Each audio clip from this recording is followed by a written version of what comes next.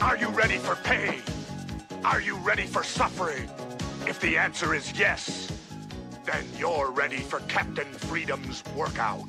Yes, it's America's own Captain Freedom. That's the ticket. No pain, no gain.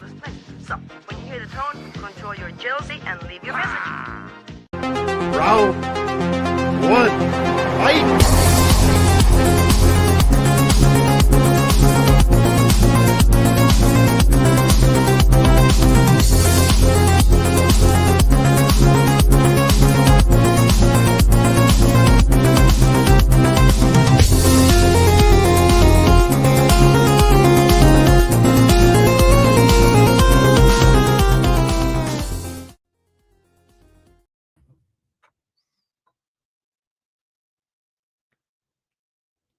Wow, what a coincidence. I was just doing Captain Freedom's workout like literally like an hour ago. It's getting ready for the Running Man competition coming up, But no, that's a fun little clip, and yeah, the Running Man's good. If you haven't seen it, go check it out. But and we got a remake coming up this year, so yeah, we'll see how that one plays out. But yeah.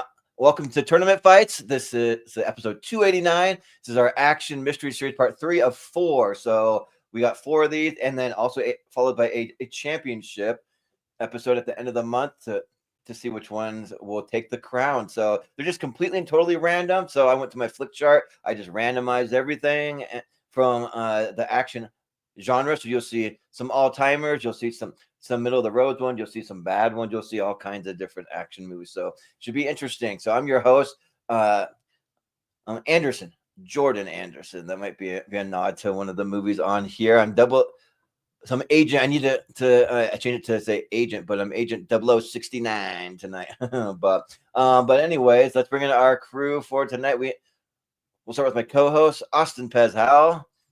Are you ready for pain? Are you ready for suffering? That's why I tell myself whenever I have to work like 3 hours after we end, these shows, I'm like, are you ready for pain and suffering? Yes. That's what I'm ready for. Yeah. Are you ready to get only 3 hours of sleep tonight? Yeah. All right.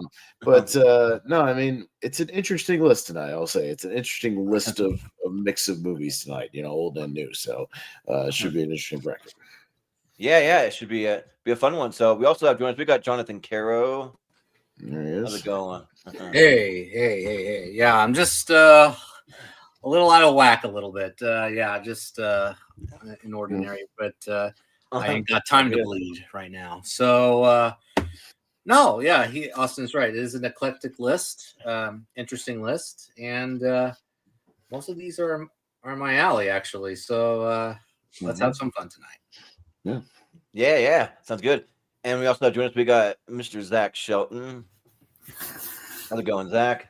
Good. And unlike you guys, I'm coming in completely blind to this. I have no idea what's going to be featured tonight, but that actually makes it more fun because I'm an action guy. So just here to have some fun.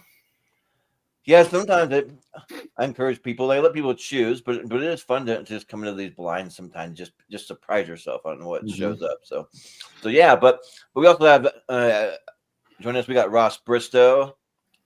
Hey guys, I'm excited to be here. It's been a hard week for me, but I'm here. Yeah, it sounds like a lot of us are kind of going through it, but that's the fun of these shows. We can just get together. We can just switch our brains off for the most part and just talk about action and explosions and cool fight scenes and muscles and all that stuff. So it should be a fun time. We will have Malcolm Lay join us in a little bit, but he's just running a bit behind. But yeah, it should be fun. So but Austin, would you say you break it down for any first timers or anyone that might be tuning in for the first time and let them know how it's going to work? Yeah, so this is part 3 of our kind of, really 5-part, but kind of 4-part and a championship series for action here. So Jordan just did a whole bunch of random stuff over on Flick Chart, just hit that action tab, and we just got a bunch of random action movies or things that fall under action as a graded category. And yeah, so this is part 3 of the 64 random action movies. It's all randomized, so it'll all be just a different, version of the matchups. And we got some interesting, I have another feeling feeling tonight I'll be throwing up this a lot.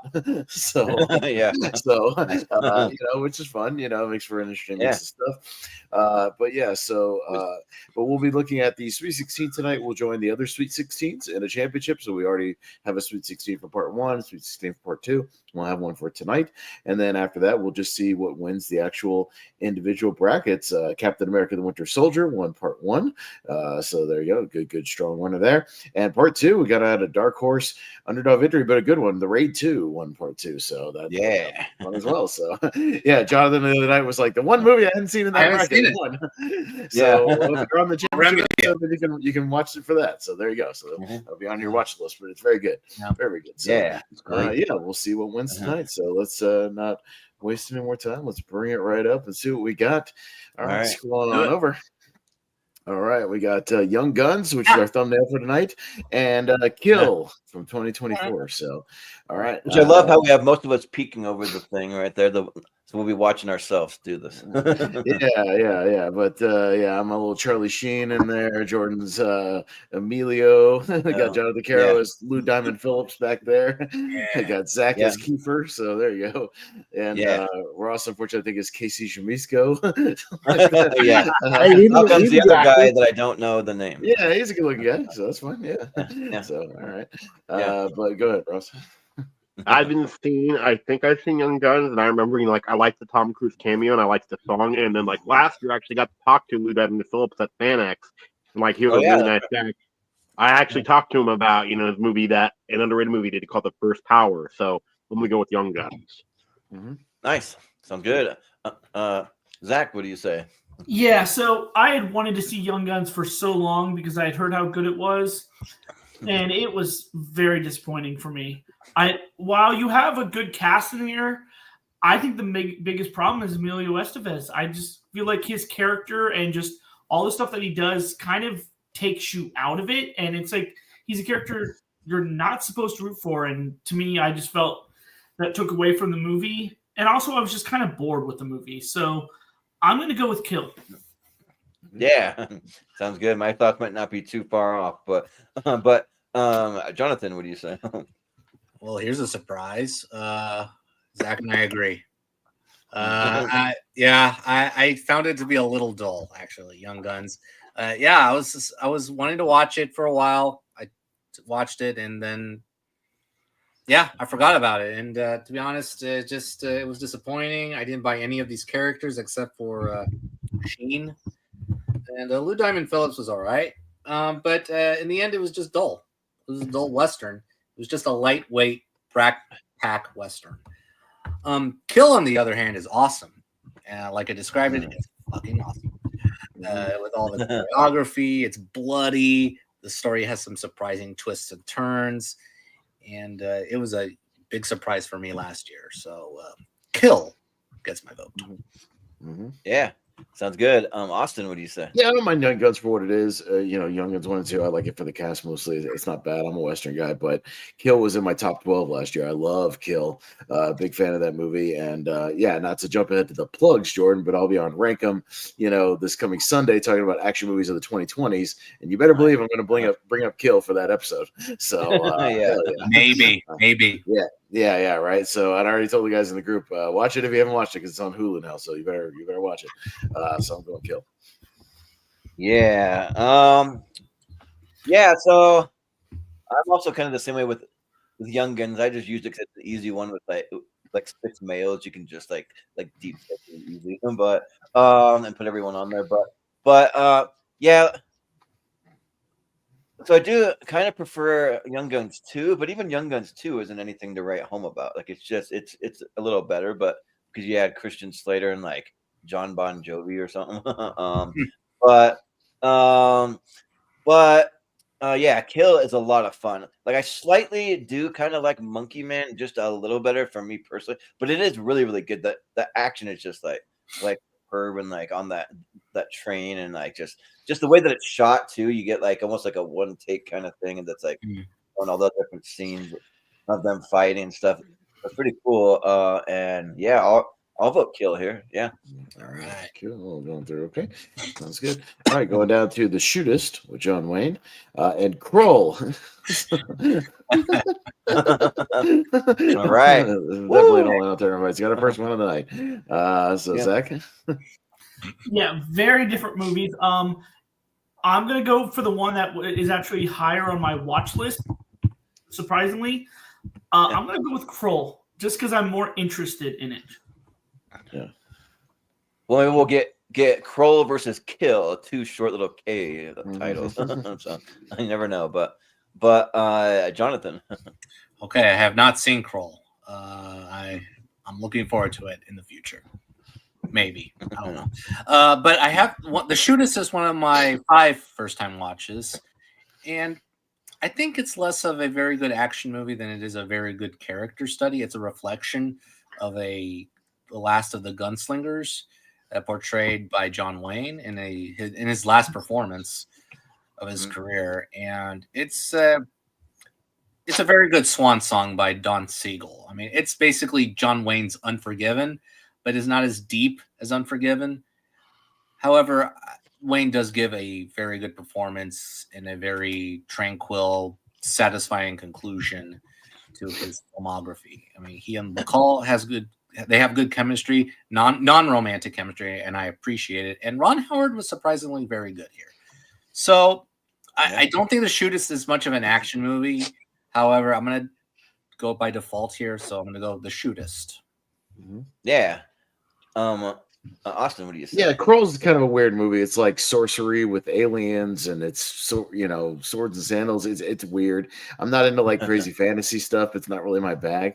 But Kroll has its moments. Yeah, The Shootist is not like the best Western either, because I am a Western guy. But I at least appreciate that this movie, as the final role, reflects kind of what John Wayne was going through, because the character is dying. The character has cancer. He's on his last second. He wants to go out with a bang. He doesn't just want to go out laying down, in a bed. So I at least appreciate that, and I like his character arc in the movie. The movie itself is decent, but I think his character is good. I like the character stuff, so I'll go The Shootist. But this match is whatever loses to Kill in the next round, which I'm fine with. Yeah, right. Yeah. So actually, I haven't seen either one of these.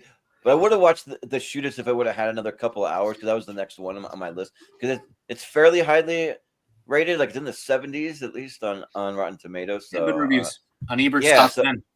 Yeah. So I do want to see it, but then Kroll. I mean, it looks to be like a very early Liam Neeson movie that's just like a fantasy, and it's known for that big like knife thing on the cover that's spinning around or whatever. And for me, I do really like fantasy stuff, like that. That's actually kind of one of my favorite genres if it's done right. So I mean, the reviews aren't great for it, but just out of sheer morbid curiosity, I kind of want to check it out. So I'll vote for Kroll. Okay. Sure. But Ross, what do you say? Ross? He might have gone. Yeah, somewhere. sorry. I was actually muted. Sorry. Okay. Oh, I've seen Kroll. I have weird feelings on it. I think it's awesome if you love the 80s cheese, but if you're not an 80s cheese, you won't like it. So yeah, but like it's kind of like like in a way it's kind of like Highlander, Lord of the Rings meets Star Wars. So yeah, I'm gonna go with Kroll because I haven't seen The Shootist yet. Sure. All right. Nice. All right. Cool. Makes it easy for me. So yeah, that'll make it way easier for yeah. next round. So all right. All right. So go down to Twister and Platoon.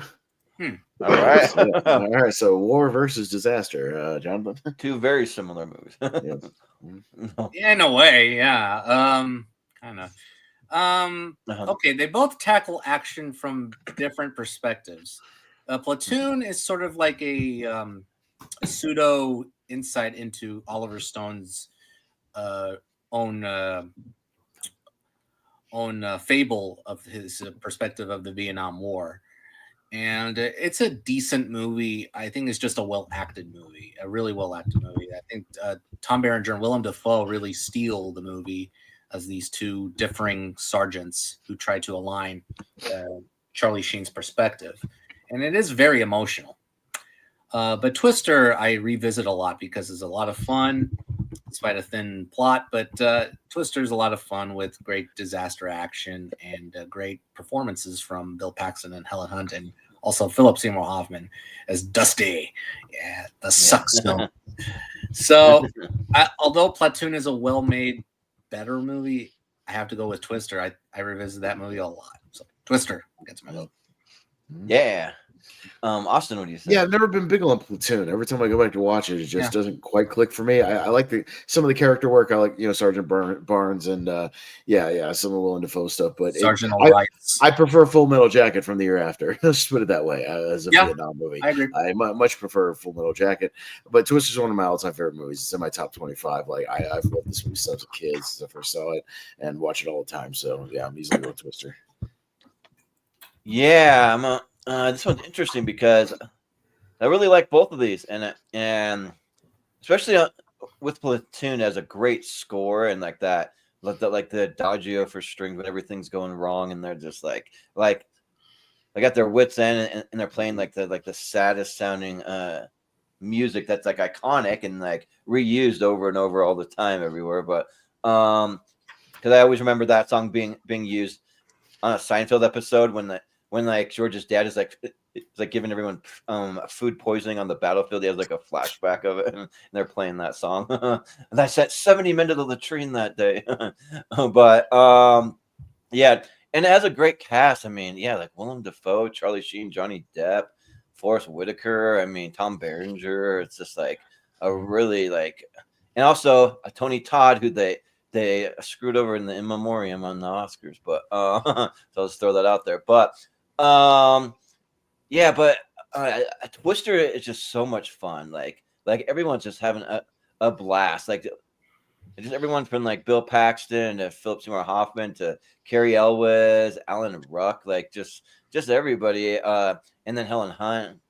So yeah, and also Twister was the movie when my grandparents got their very first like really nice sound system and kind of like almost like a Dolby Atmos type of thing that they tested out with Twister, and it was great. So all about Twister.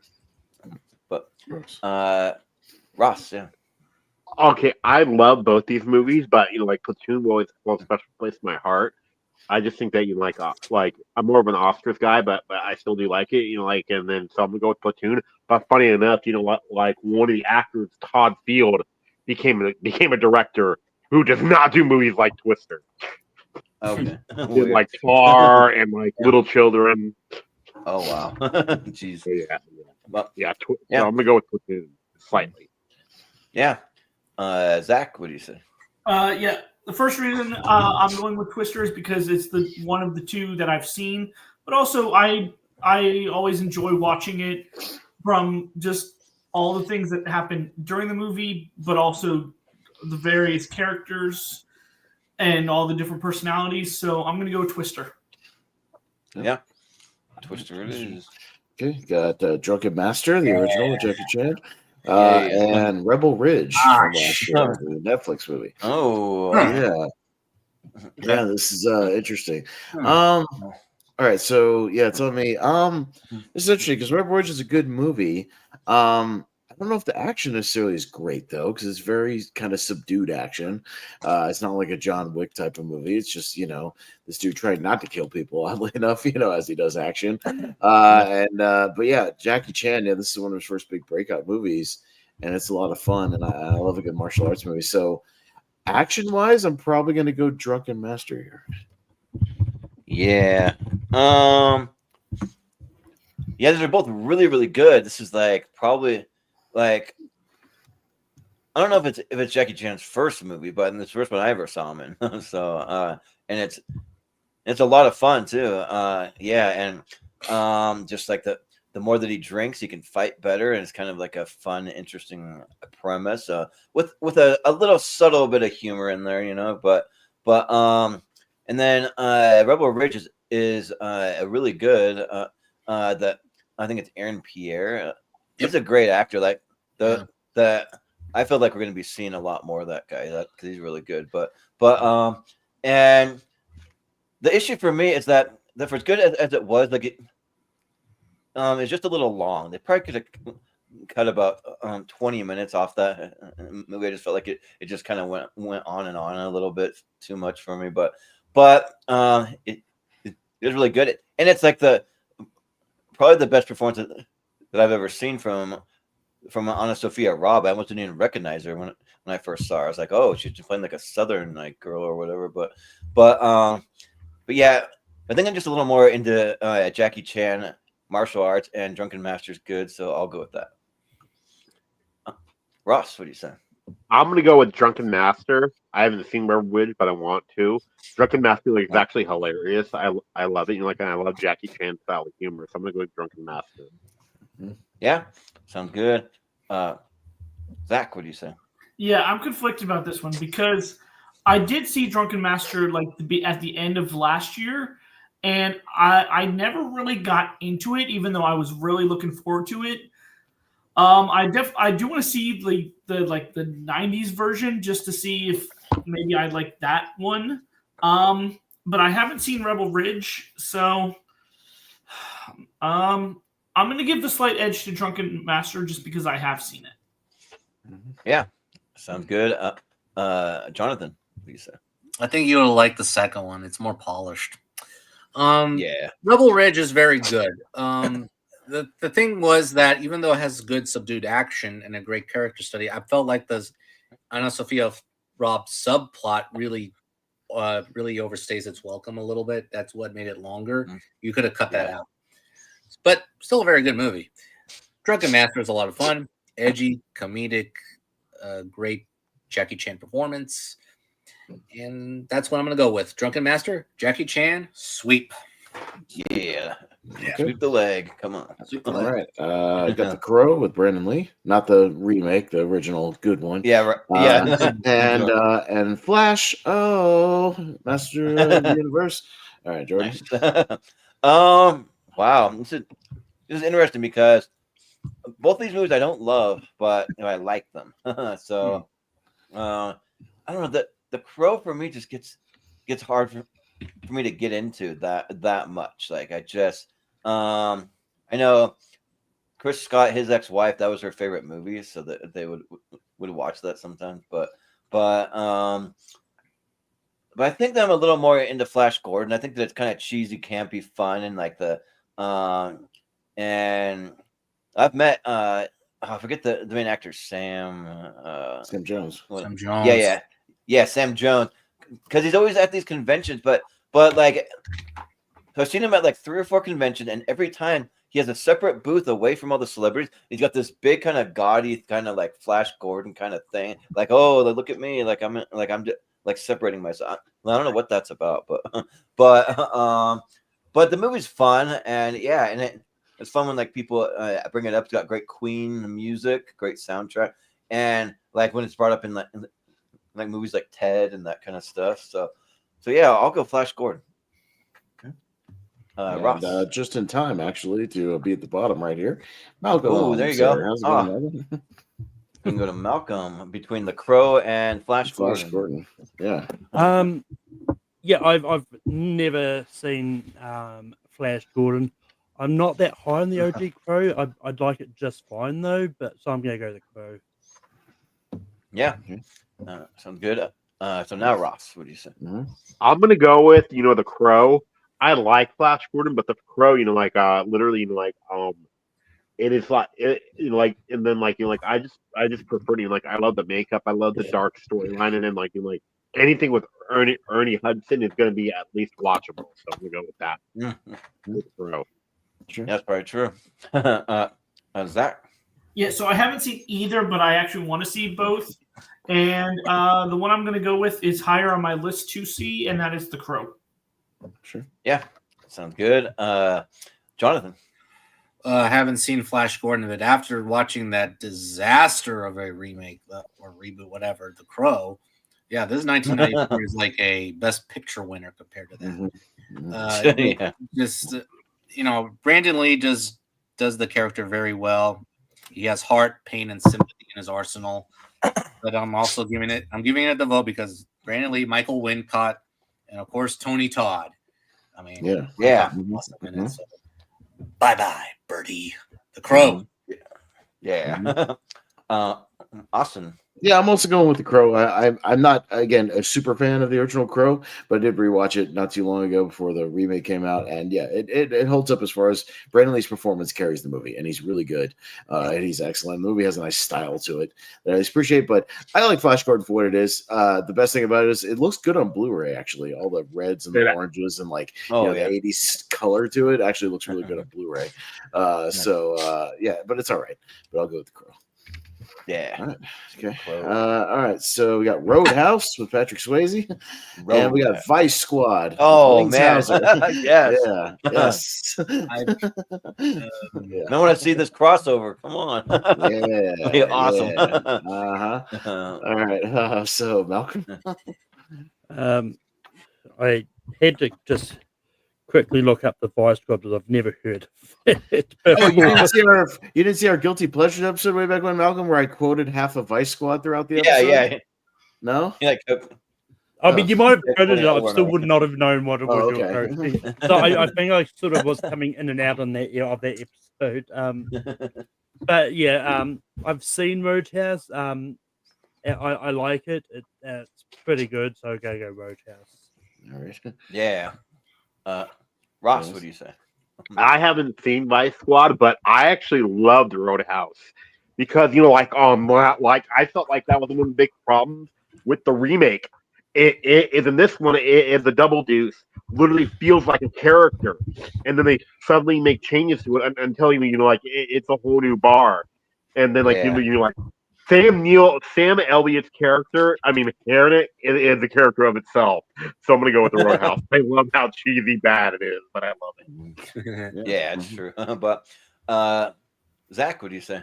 Yeah, so I had never heard of Vice Squad, and it's kind of funny how I'm seeing Roadhouse tonight because it was quoted in the movie that I watched last night, Central Intelligence.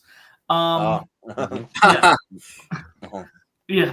And I remember enjoying it. It's definitely better than the remake, even though I thought that was okay. So I'm going to go with Roadhouse. Yeah. Jonathan, what do you say? Well, I didn't think the remake was that bad. I thought it was okay. It was just an okay stream. It was a little too long, though, but it was just a stream. However, back to this. Never seen Vice Squad. So it looked interesting from the synopsis. I was laughing. If I had time, maybe that was the next one because it was on Tubi, so that would have been easy.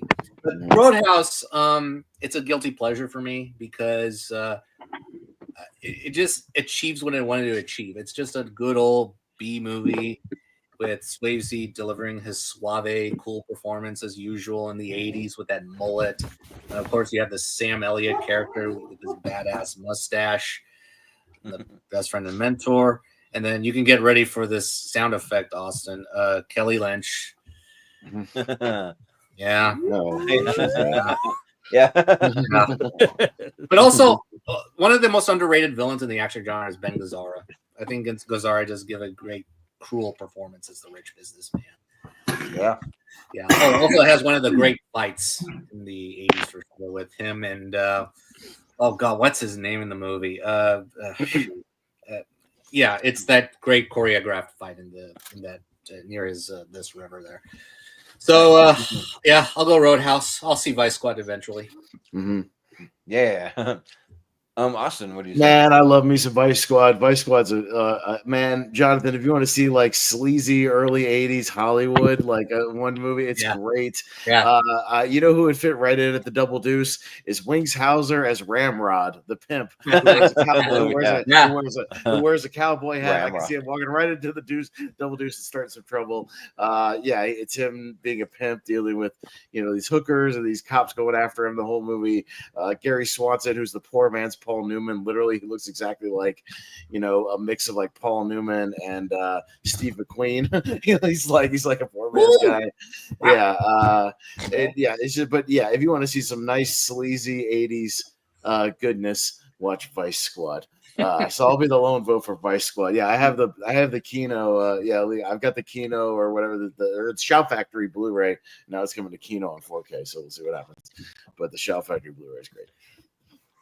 Yeah, like Vice Squad. So I have seen it because I watched it for that guilty pleasure episode, and like it has some of the most bonkers, off the wall like action and like all the lines too, where it's like, Jesus, man, the wombats are out tonight. I mean, whores, pimps, hustlers, junkies, drag queens, freaks, man, come on. And it's just like and just I don't know, like it just really just like wacky, off the wall. Yeah, it's fun. It's just kind of like really campy fun, like kind of B movie-ish like fun, but it's good. And but then so is Roadhouse. Roadhouse Yeah. is I was essentially gonna like say. a B movie. No, it's the Battle of Yeah. the Yeah. Movies Yeah. for sure. Battle of the Yeah, Bee these are Movies. both Yeah. movies. Oh Yeah, and I mean, for me, no, I hated the remake. I hated it. I thought it was one of the worst movies. I couldn't even finish it. I thought it was so bad. I just like, yeah, I turned it off. And I didn't really turn it off like almost hardly any other movies last year. So, but yeah, so this one is like really, really good, especially in comparison. But yeah, but rest in peace to Patrick Swayze. Who knew Sam Elliott would long outlive Patrick Swayze, which is sad, but yeah, so I'll give it to Roadhouse this time. Yeah. Roadhouse. Yeah, I'm we thinking did. It would've been like, but you did miss though a great line though in the remake. Is like finding his bow, and then like Conor McGregor's like swinging like this like thing, like, oh, we're in the octagon now, and then Jake Gyllenhaal goes, "Who taught you shapes?" Oh yeah, right. Just cheesy Teenage lines, Mutant yeah. Ninja Turtles for 1990 and Patriot Games. Oh, okay. Yeah, Yeah. Funny. this is Right. Pretty funny. Yep. All right, Ross. Or excuse me, Well, yeah, Ross. this is tough. I'm gonna go with Ninja Turtles only because like I watched it a little bit more. But like Patriot Games is fun. The book is even better. But like Ninja Turtles was my jam back in 1990. And I think it's funny about like how parents complain like about them using real weapons in the first one. So then they have them use like the like everyday objects. And I'm thinking that's gonna teach kids to use those as weapons. So yeah. Right, yeah. Use a yo-yo as a weapon or whatever those things. Yeah. I'm gonna go with Teenage Mutant Ninja Turtles. Yeah. Zach, what do you say? So it's actually kind of interesting because my theater next weekend for Flashback Cinema is showing the original Ninja Turtles, and I'm actually going to go see it for the first time. Oh, cool. So, Nice. and I haven't seen That's Patriot awesome. Games, but I'm going to go with Ninja Turtles. The first time I saw this movie was in theaters also, but it was like when it actually released. So, but Jonathan, what do you say? Okay, so Turtles. I had never been a fan of the Turtles until I saw Out of the Shadows. Yeah, Out of the Shadows was basically the very first one I actually really enjoyed. And that was a lot of fun. And because I think my problem was that I did not buy the Turtles before Out of the Shadows as teenagers. I bought them as like young adults. I think, yeah, they're supposed to be teenagers. And I don't know, it just didn't quite work for me. And the cinematography was just dark and just grimy and just, I don't know, like someone needed to get a better cinematographer. Patriot Games, not the best of the Jack Ryan movies, but it is good. It's a solid film. Featuring a great Harrison Ford performance against, of course, Sean Bean. Yes, Sean Bean, one of the terrorist brothers, the IRA. But yeah, we don't see Patriot Games that often, so I'm going to give some love to Patriot Games here. Yeah, Austin. Yeah, I'm gonna go with Ninja Turtles. I'm doing a watch along with it with Ryan Permison on Friday. I've definitely seen it hundreds of times. And I also because Clear Prince of Danger is better. So I agree on that one. Yeah. Come on, Pizza Dude's got 30 seconds. Come on. Yeah, this is. So I'm a massive Turtles fan, and if you know me, I mean I made that pretty obvious on here, and yeah, like this movie rules. I think that is really fun to like quote, like when he's eating the pork rinds, and then Raph's like, gee, Don, you think you crunch those things a little louder. I can still hear out of this one. Come on. He's like, there's a right in his ear or whatever. And like, I think that that's fun because the way that it's written. Like, I think for me, like I actually like have fun with it, with the way that it's written. So, and look at the shredder is cool. And you get TURTLE power that used to be my ringtone for a little while. And by Partners in Crime with a K. And yeah, it's a fun time, and probably the best version of Casey Jones of the Lies Cotiers. He's really good. And Patriot Games is fun, but I think I gotta give it to Turtles. So, but Malcolm, what do you say?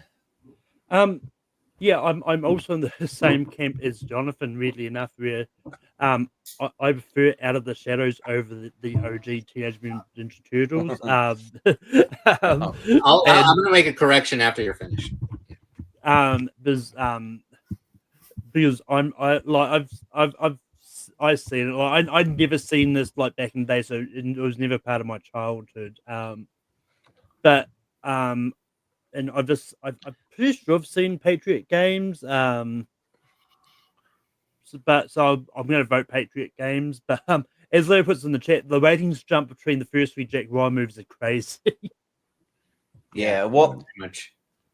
Well, for me, I could go on and on about how Out of the Shadows sucks. That I hate. No. Movie, So I need to make a correction. It's Mutant Mayhem. I enjoyed the first time. Oh, okay. I was gonna say, I like if you're talking Out of the Shadows. Yeah. But Mutant Mayhem's awesome. Yeah. Mutant Mayhem was probably the first one I really enjoyed. Got Point Breaks, became more Swayze, and Beverly Hills Cop. Yeah. Zach. No. Yeah, this is actually a tough matchup because I actually really enjoy both of these movies. But one of them is in my top 64, and that is Beverly Hills Cop. So I'm going to go with Beverly Hills Cop. Yeah. Jonathan. They're both even for me, so it is a tough matchup. So Point Break, it's an awesome, bank robbery movie.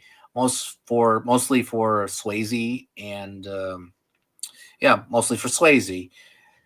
Yeah, he's very good in it, and Keanu does address some lines in a very corny fashion for sure. I am an FBI agent. I mean, you can go no wrong, without laughing. It makes a good surfer dude kind of guy. He is, kind of. But Beverly Hills Cop is very fun, a very fun action comedy. That set the standards for Eddie Murphy. He made him into a star. I mean, 48 Hours, he's more of a co-lead, but here he's like the star. So,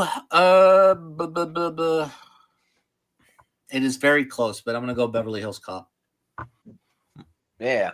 Austin. Never been very high on Point Break. I've even seen it with a crowd in a theater, and I know some people are super into it. I'm not super into it.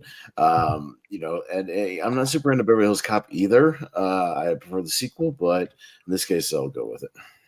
Yeah, I'll go with like Peter Griffin doing the little Axel F or whatever. Peter, what are you doing?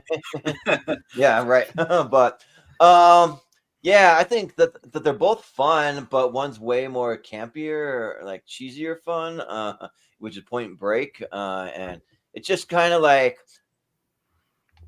so Point Break's basically like the definition of just turn your brain off and just have fun and just watch extreme things happening, people jumping out of airplanes and snowboarding and like doing crazy things and then explosions and all that stuff, but Beverly Hills Cop is a lot of fun, and it's really good, and the supporting cast is a lot of fun too. I'm a big fan of Judge Reinhold or Bronson Pinchot, like the Aqua Foley. So there's some fun stuff. So I'll go Beverly Hills Cop. Malcolm. I've never seen Point Break aside from the random clips that pop up briefly in Hot Fuzz. But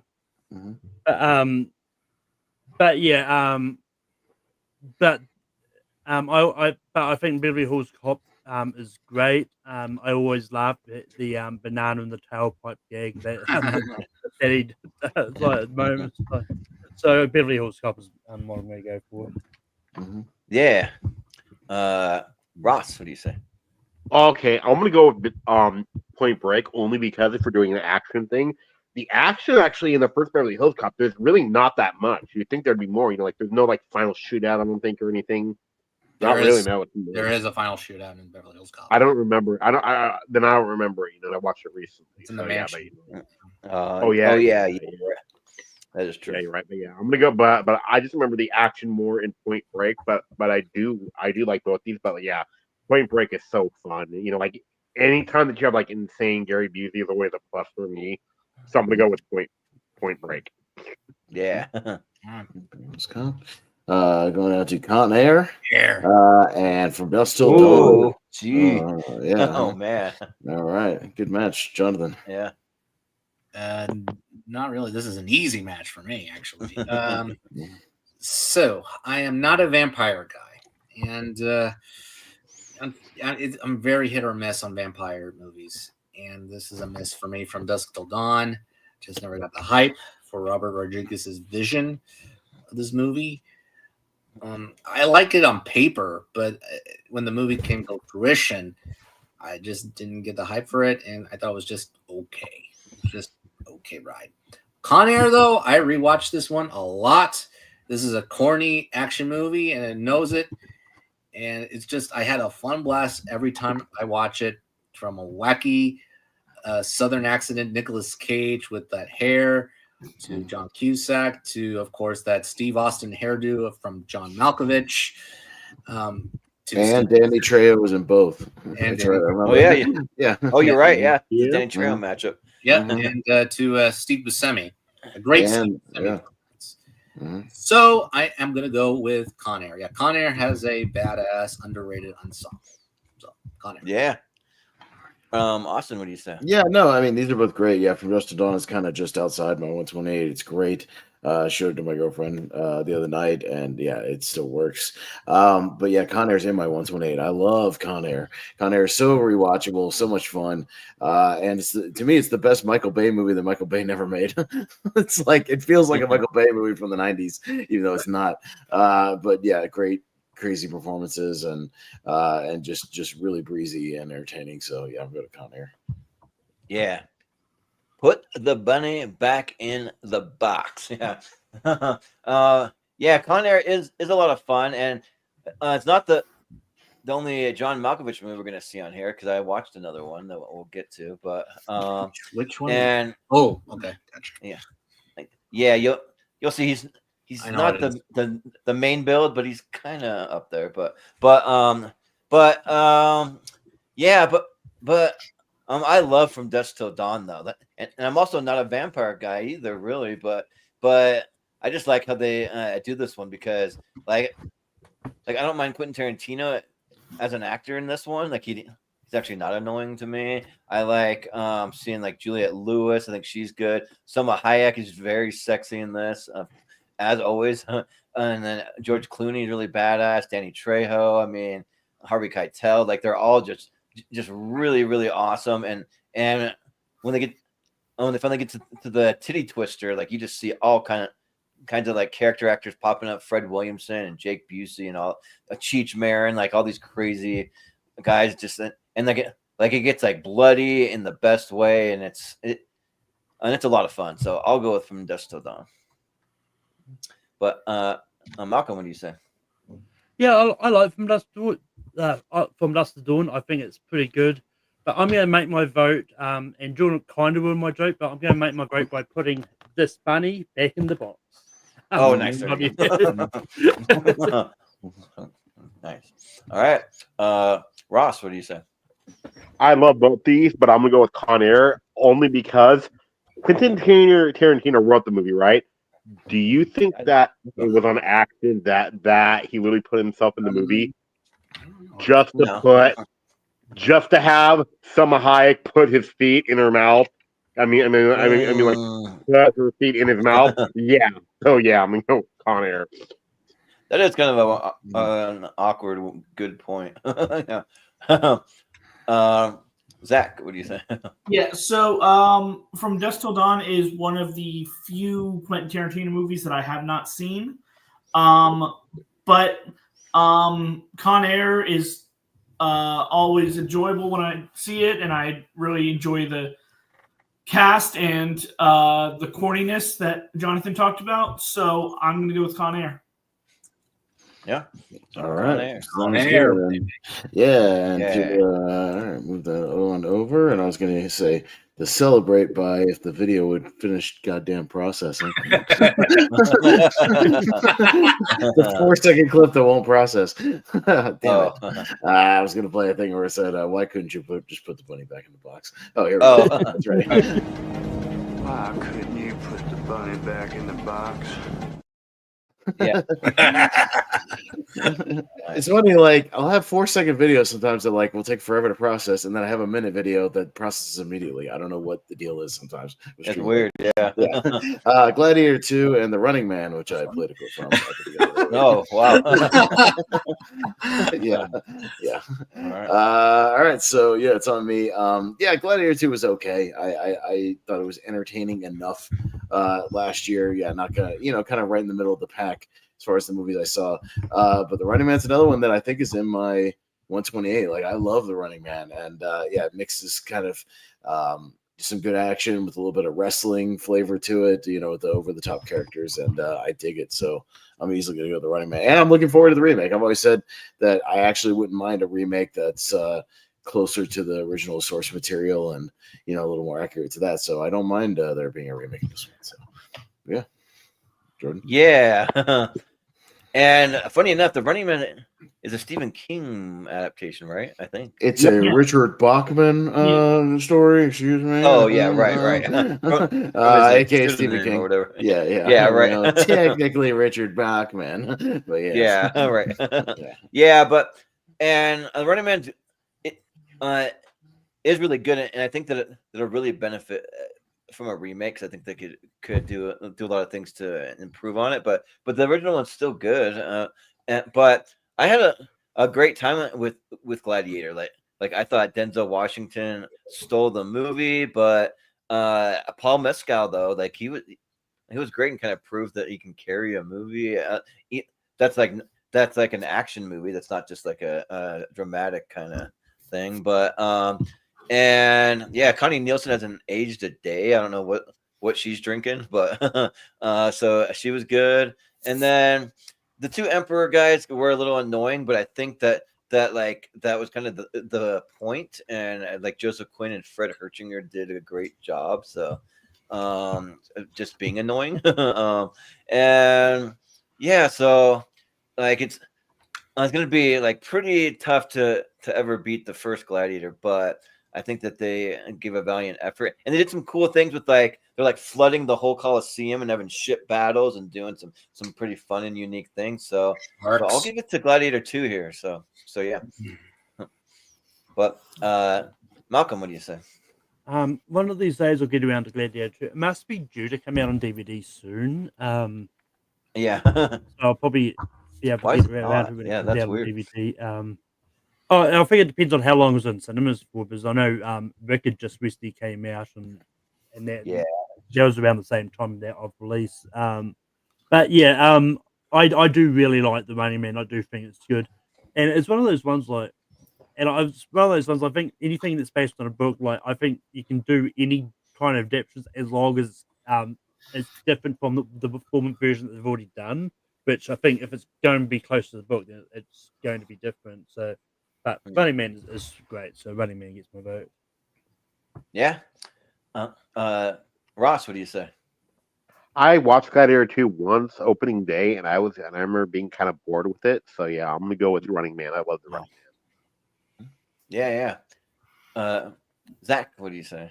Yeah, I didn't get around to Gladiator 2 last year. I wanted to, just didn't have time, and it's been a while since I've seen The Running Man, but I remember enjoying it when I did. So The Running Man.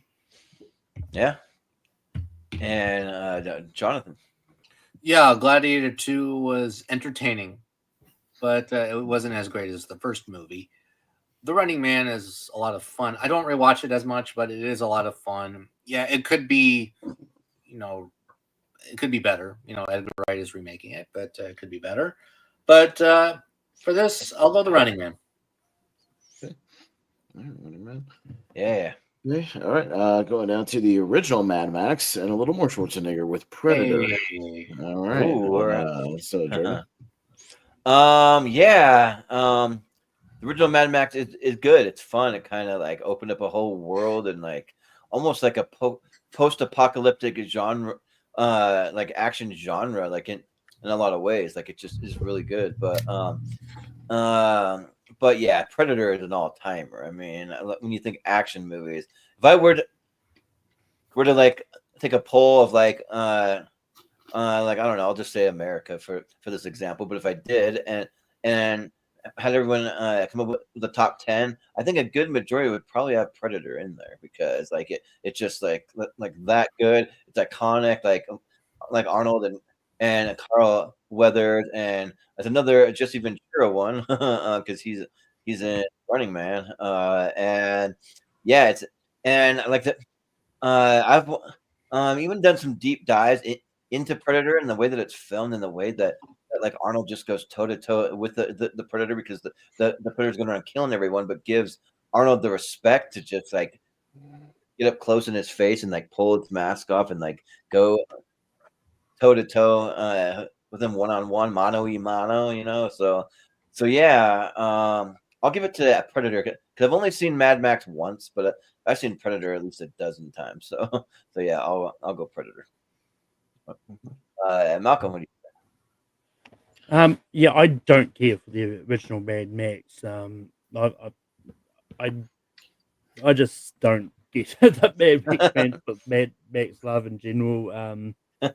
But you don't like any of them, yeah, that's right. I mean, I don't hate Furious and Fury Road. I still prefer them to the original Mad Max. Okay. So I still like them enough. I'm just not as high on them as everyone else. Yeah.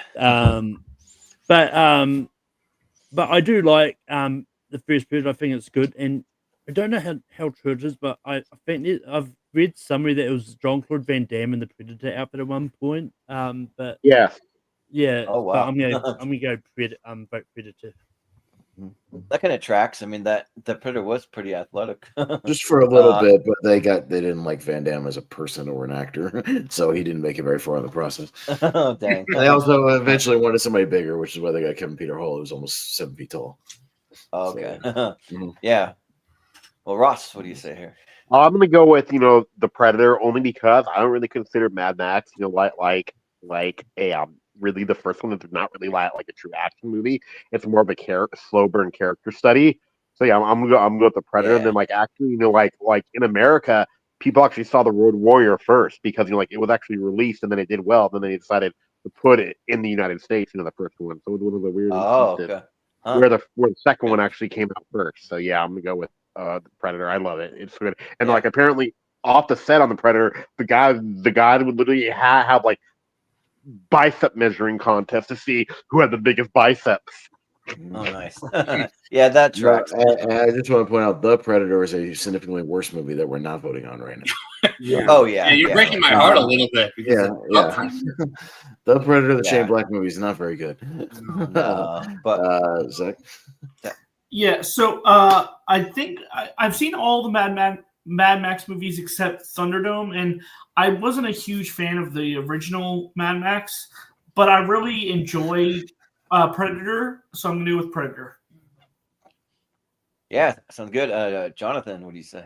Yeah, the original Mad Max is just fine. I wasn't that into it. I thought it was just a decent intro into the world, which the Road Warrior made it a lot better. It vastly improved. However, Predator, it is an all-timer in the action genre. It's great. You basically get two movies in here. You get a war action movie, and then you get a mano-a-mano movie. Excuse me. A survival movie.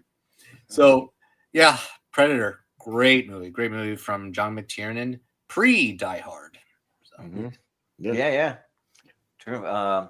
And Austin. Yeah, Jonathan, I've always pointed out that Predator is actually like a reverse action movie because you start out with the big shootout, Yeah. what seemed like a climax of a movie, and then you work your way down and into a mano a mano, guerrilla warfare movie, and it becomes a survival movie. So, yeah, but that's why it's great. And yeah, the first Mad Max is okay, but I much prefer the Road Warrior, which we'll see in this tournament. Spoiler alert. So maybe we can vote on that one. But yeah, I'm hoping tonight is Predator's night. I think it's kind of, it could be its night. I have a good feeling. I love this movie. So yeah, I love it as well. It's on my 128, so I'll go Predator. All right. And also too, I'm looking. Yeah, but yeah, I'm also looking to forward to whatever Predator Badlands is that's coming out this year. Like hopefully that's really good. If Prey was freaking awesome, so yeah. What's the setting to that one? I don't know. I almost want to say I thought it sounds like a pirate buccaneer type of movie, but I don't know though. No, it's what it sounds like. What I'm hoping for. No, it's not that. It's something else. But it is Dan. But whatever it is Dan Trachtenberg, same guy who did Prey. So, I'm in. Yeah. So. Oh, I think it's like isn't it like a post-apocalyptic thing? It's like something like. I don't think they've said anything about plot of it yet. I thought there was. I asked about the setting up, but. Yeah, but anyways. Well, that's what I mean. That's what I meant. Okay. Yeah. All right. So we got GoldenEye and First Blood, the original Rambo movie. Malcolm.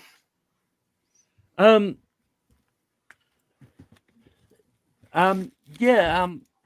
I do like First Blood. I'm not high on the Rambo movies in general. But I do think First Blood is great. But I think GoldenEye is one of the best Bond movies, and yeah, so I'm gonna go GoldenEye. Yeah, Ross, what do you say? I'm gonna go with GoldenEye only because I think it's my favorite Bond movie of all time. So yeah, I'm gonna go with GoldenEye. But I do love First Blood. And then I actually like to see an adaptation of the book because in the book, if you adopt the book faithfully, there ain't no Rambo 2 or 3 or 4 or 5.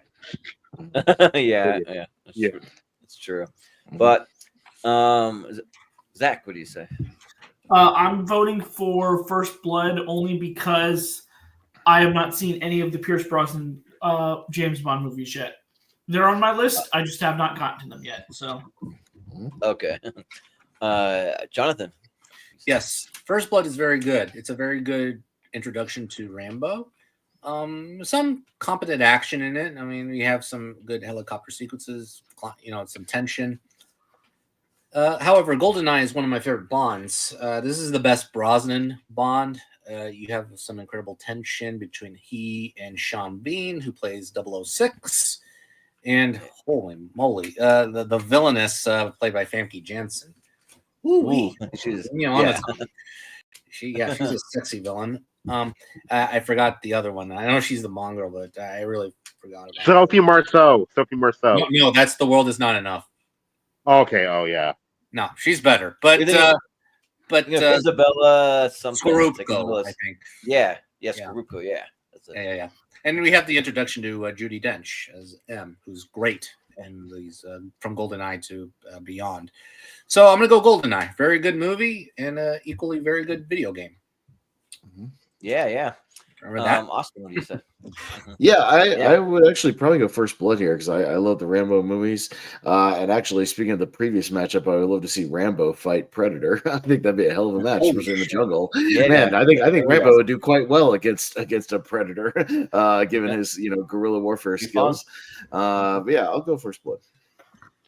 Yeah, so I think First Blood is very good, and just for me, like there's a couple of the sequels that I prefer just a little more. I don't know. I kind of like my Rambo out in the jungle when he gets to those jungle ones. But GoldenEye. Like I think that I played more hours of GoldenEye with all my friends growing up as a teenager than any other shooting game that exists. Like I played that game backwards to front. I beat it multiple times. Like it's just so fun. Paintball mode, big head mode, all that stuff is just so much fun. And the movie's really good too. I mean, I never thought Pierce Brosnan would make that great of a James Bond he was awesome. Like he was really good. Yeah, Femke Jansen as Xena Onatopp, just like kind of a batshit crazy character too, just, like, with a machine gun, like just going nuts. And then also Alan Cumming, like the Boris, like I'm invincible, and just a lot of fun actors. You got Robbie Coltrane in there playing Valentin. So rest in peace to Hagrid and aka Valentin, and yeah, the movie's just it's a lot of fun. I mean, we all know that like it's one of those movies where Sean Bean dies again. He dies and everything. so yeah, but yeah, I think that it's great. So I'll go with GoldenEye. Yeah, she fires with a machine gun and finishes off by moaning. Yeah, right. Yeah, it's like constant pleasure in killing. Yeah. Like she got off with that one. Yeah. Some more Bond. I got Roger Moore with Octopussy, and the Rocketeer. All right, so Ross. Okay, this is easy. I like Octopussy, but I love the Rocketeer. It's actually my top 10 favorite movies. Because like I always clicked with it. Like it's just fun. Like it's an old school, like throwback movie back when PG actually meant something. So yeah, I'm gonna go with the Rocketeer. Yeah, I have a really inappropriate joke I'll make when it gets to me. All right, I think we'll talk about this person in a moment. Yeah. But Zach, I'm going to go with the Rocketeer because I do really enjoy it, and it's the one of the two that I have seen. So, yes, yeah, but Leo Logan makes a good point. The battle of the bonds between Roger Moore and Timothy Dalton there. So. Yeah, right. Yeah, but Jonathan, what do you say? Yeah, I'm not the biggest fan of Octopussy. I think it's just okay. It's just an okay Bond movie. The Rocketeer, I haven't seen it in a very long time, but it is a very fun movie. I need to rewatch it. Yeah, Campbell Scott, right? Campbell Scott is the one who plays the Rocketeer. No, it's Billy Connolly. Oh, Billy. Yeah. Billy Connolly. Billy Campbell, actually. I think his name is Campbell. Billy. Not Billy Connolly. Yeah, Billy Campbell. Yeah. Yeah, Billy Campbell. Yeah, he's good in it. Timothy Dalton is great, but yeah, Jennifer Connelly, enough said. The Rocketeer. Yeah. But yeah, I think you were mixing up the lead actor and the lead actress there. But no, I was saying Campbell Scott. That was another actor, but yeah, right. But Austin, what do you say? I was gonna say I like Octopussy, but I love regular pussy. I had a similar joke, but I might tell you different. Oh my God. Go ahead, Jordan. Well, I was gonna say is that I've seen regular pussy, but I haven't seen Octopussy. That's a blind spot for me. Yeah. So I got to go with the Rocketeer. Well, that's it for tonight, folks. We'll see you tomorrow to wrap up. All right. Was that everyone, or did Malcolm? Okay. Malcolm's got to vote on which pussy he likes. Yeah, right. So there's like pussy, or do you like Jennifer Connelly pussy? Better. Oh, okay. Yeah. But anyway, there is actually a song by a band called Favored Nations called Regular Pussy. Oh wow. I've not heard the band, or I don't even know how the song goes. I just randomly googled it. See what comes They've got a new theme song for the show. Yeah. But anyway, I don't think I've ever seen Octopussy. There's a lot of the early Bonds I've either seen or don't remember, or just haven't seen. I have seen The Rocketeer. I'm not as high on it as everyone else, but I'm going to vote for it just because I've seen it. So Rocketeer gets my vote. Yeah. All right. Yeah. Well, you'll see her Sounds good. in Requiem for a Dream. So I think it's right. Oh yeah, there you go. All right, more Roger Moore. We got Moonraker. Oh, okay. Oh, this All is right. easy. Wow. And This Last is Crusade. easy. So is everybody voting Last Crusade over Moonraker? Moonraker's not very good. I'll say, Yeah. I want to say something about Moonraker because I saw this one. Go ahead. Yeah, that's fine. Go ahead. Yeah, it's Last a Star, Crusade. you mean it's very influenced by Star Wars because Star Wars came out 2 years before? Yes, And they- yes. Well, no, Last Crusade is awesome. It's very- also another Battle of the Bonds. Oh yes, that's right. Ron Connery, Yeah. Connery. Yes. I know. I thought we already did a Battle of the Bonds tournament. What the hell's going on? Yeah. Exactly. Also, for years though, I thought that this was directed by an astronaut because if you look up, who directed that era Bond, the guy's name is John Glenn. So I thought it was the astronaut for a while. Yeah. Oh, jeez. Okay. Well, but really quickly, Last Crusade gets my vote easily, but Moonraker, I saw it for the first time. There are a few good moments. The opening sequence is great. Jaws, I'm actually happy for him. I'm not going to spoil what happens. I'm actually very, very happy with what happens to him. Yeah.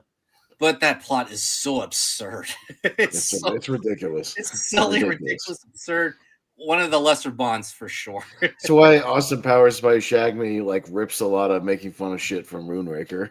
No, for the first time ever, I will admit Austin Powers is trumps over Moonraker. Oh, 100%. Yeah. Well, so I don't mind Moonraker, but it had a really great level from the GoldenEye video game. They have a Moonraker level that's like pretty fun. Yeah. So. All right. I think we're all going Last Crusade. Those superior film here. All right. Easily enough. We got Conan the Barbarian. It's a little more Arnie and more Sean Connery. We got The Rock and Nick Cage. All right, Zach. This is actually an easy vote for me. I have seen Conan the Barbarian. I've actually seen both of them. Conan the Barbarian, to me, I thought wasn't great, but I'm willing to give it another chance eventually. I love The Rock, and it's that's a movie that's going to be in my 128 coming up. So easily The Rock. Yeah. Well, Jonathan, what is best in life? Tell us what's best. What is best in life? The Rock. Yeah. Because Conan the Barbarian, I don't have an affinity for. I think it's just okay. What about the Lamentations of the Women? It has been a long time, but I remember being really bored with that movie. I thought it was just And again, I'm not into this swords and sandals type of ordeal in the 80s. But The Rock is awesome. It's one of my favorite action movies. It's a fantastic movie with Connery, and is presumably, you could theorize it is his last Bond movie. But The Rock, my favorite Michael Bay movie, and that gets my vote. Yeah. Austin. I bet Conan the Barbarian goes for Octopussy. He's one of those guys. Yeah, right. But in this case, I'm gonna sell my soul to The Rock like John Cena did. So The Rock. Yeah. I'm still thinking about He's a heel now. We get it. Let's see. I think that I'm probably gonna go with The Rock. Conan is fun. It's just kind of cheesy, campy, fun, but it's not one that I'm going back to all that much. It's just like see it once, I think it's worth it. Yep. It's worth a one-time watch. But The Rock's fun. Probably my favorite stuff in it is the Nick Cage stuff. But Sean Connery though, it's being a badass for his older age, and I think that's fun too. So one of the better Michael Bay movies. So let's go with The Rock. Malcolm. I'm surprised in his earlier career that Arnold Schwarzenegger was never cast as a Bond villain. I think he would be an interesting Bond villain. Right. I want to say he almost was actually. He might have almost been in a Roger Moore movie. I thought that was like a rumor at one point. I could look that up. But I like it enough, but I'm also going to sell my soul to The Rock. The Rock gets my vote. Yeah. Ross, what do you say?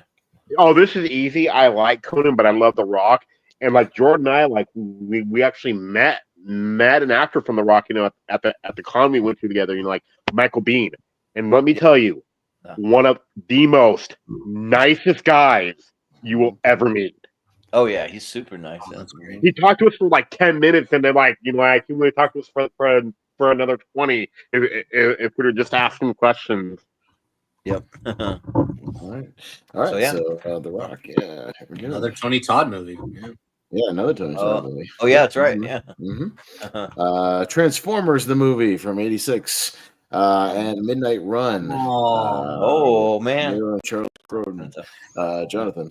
Okay, look, I haven't seen Transformers the movie, so yeah, no. The first Transformers, the introduction was Michael Bay's, and then it got worse and worse and worse, and like, I don't know if I want to I don't want to watch Transformers the movie. Yeah, that's my fault, but whatever. Midnight Run, underrated action comedy. I love this movie. It's a great vehicle, no pun intended. And, I love the chemistry between them. De Niro and Charles Grodin, out of all people, they have a surprisingly sweet chemistry between them. And it is funny. Some action sequences that are really well done. Joey Pants does give a very good supporting performance. And a great heartfelt ending. Yeah, I love Midnight Run to pieces. It's a great movie in my opinion. So, yeah, Midnight Run. That's my vote. Yeah, Austin, what do you say? Yeah, no, I saw Midnight Run for the first time a couple of years ago. Yeah, it's a really good buddy movie. Really great. Yeah, Charles Grodin just slowly driving Robert De Niro crazy. They're in the diner. He's just like Jack. Jack just driving him crazy. He's great. Yeah, Grodin's great in the right roles. And I'm not a big Transformers guy. I mean, this animated movie's fun enough for what it is. But yeah, I'm gonna go Midnight Run. Yeah, so I actually grew up a big Transformers fan, but I didn't see this movie until like a couple years back, and but yeah, like any movie that just has a Weird Al song, a Dare to Be Stupid, and like during a balls to the wall action scene, it's just like really cool. That just like hits every part of my childhood, and yeah, they're just going crazy, and like this movie has real stakes. People die. I mean, well, Transformers die, and it's just like really sad, but I mean emotional, but then it gets you really pumped up and want to cheer, and it's just like they don't make Transformers movies like this. There's never been another one that'll even come close to this one. They tried to kind of get there with Transformers 1, but then they made it too kid friendly, and so but this one is really, really good. And I love Midnight Run also. I think that movie's great, but I'll show some love to Transformers the movie here though. So yeah. But Malcolm, what do you say? Yeah, I haven't seen Midnight Run, but I'm just gonna say you've got the touch, you got the power. Yeah, I really enjoyed Transformers the movie. I thought it was a lot of fun, and yeah, and it's one of those ones like kind of a big Transformers apologist. Like even some of the Michael Bay ones that people don't like, I kind of enjoy a little bit more than most. But I'm gonna go Transformers the movie. Yeah. Sounds good. Ross, what do you say? Okay, I'm gonna go with Midnight Run, only because Midnight Run doesn't really insult your kid by killing off half the Transformers and saying your toys are outdated. You need to get some new ones. So yeah, I thought that was a little bit kind of messed up and mean to the kids. So I'm gonna go with Midnight Run. Well, kind of makes sense. It's like an excuse for them to sell brand new toys when the new Transformers come out. Yeah, but Zach, what do you say? Yeah, I haven't seen either, but I've seen Midnight Run on multiple tournament fights, and it's been one I've been wanting to get to. So because it's higher on my list, Midnight Run. Okay. Yay! All right. Let's jump to the other side. Let's keep the pace up. We're doing okay, but we'll keep the pace Who's fast. the guy from Alien though? Who's in Midnight Run? How do you say his name? Yaphet Kotto or something like that? Yeah, I was gonna say that's another Bond connection because in Live and Let Die, he's Mr. Big, the villain. Yep. So yeah. Yaphet Kotto. That's right. Yeah. Which I believe is in the tournament. We'll see him on the other side. Yeah. All right, so we got Die Hard with a Vengeance and In the Line of Fire on the other side. So there's your Malkovich. Okay. This is fairly easy. In Line of Fire is all right. Yeah, one of Eastwood's better, 90s fare, and it's pretty good. But yeah, Die Hard with a Vengeance is pretty great. And it's originally a movie called Simon Says that they retooled into a Die Hard movie, and Jeremy Irons is awesome in it. Yeah, Sam Jackson. No, not Hey Zeus. It's Hey Zeus. Hey Zeus. Hey Yeah. Zeus. So I'll go. Die Hard with a Vengeance.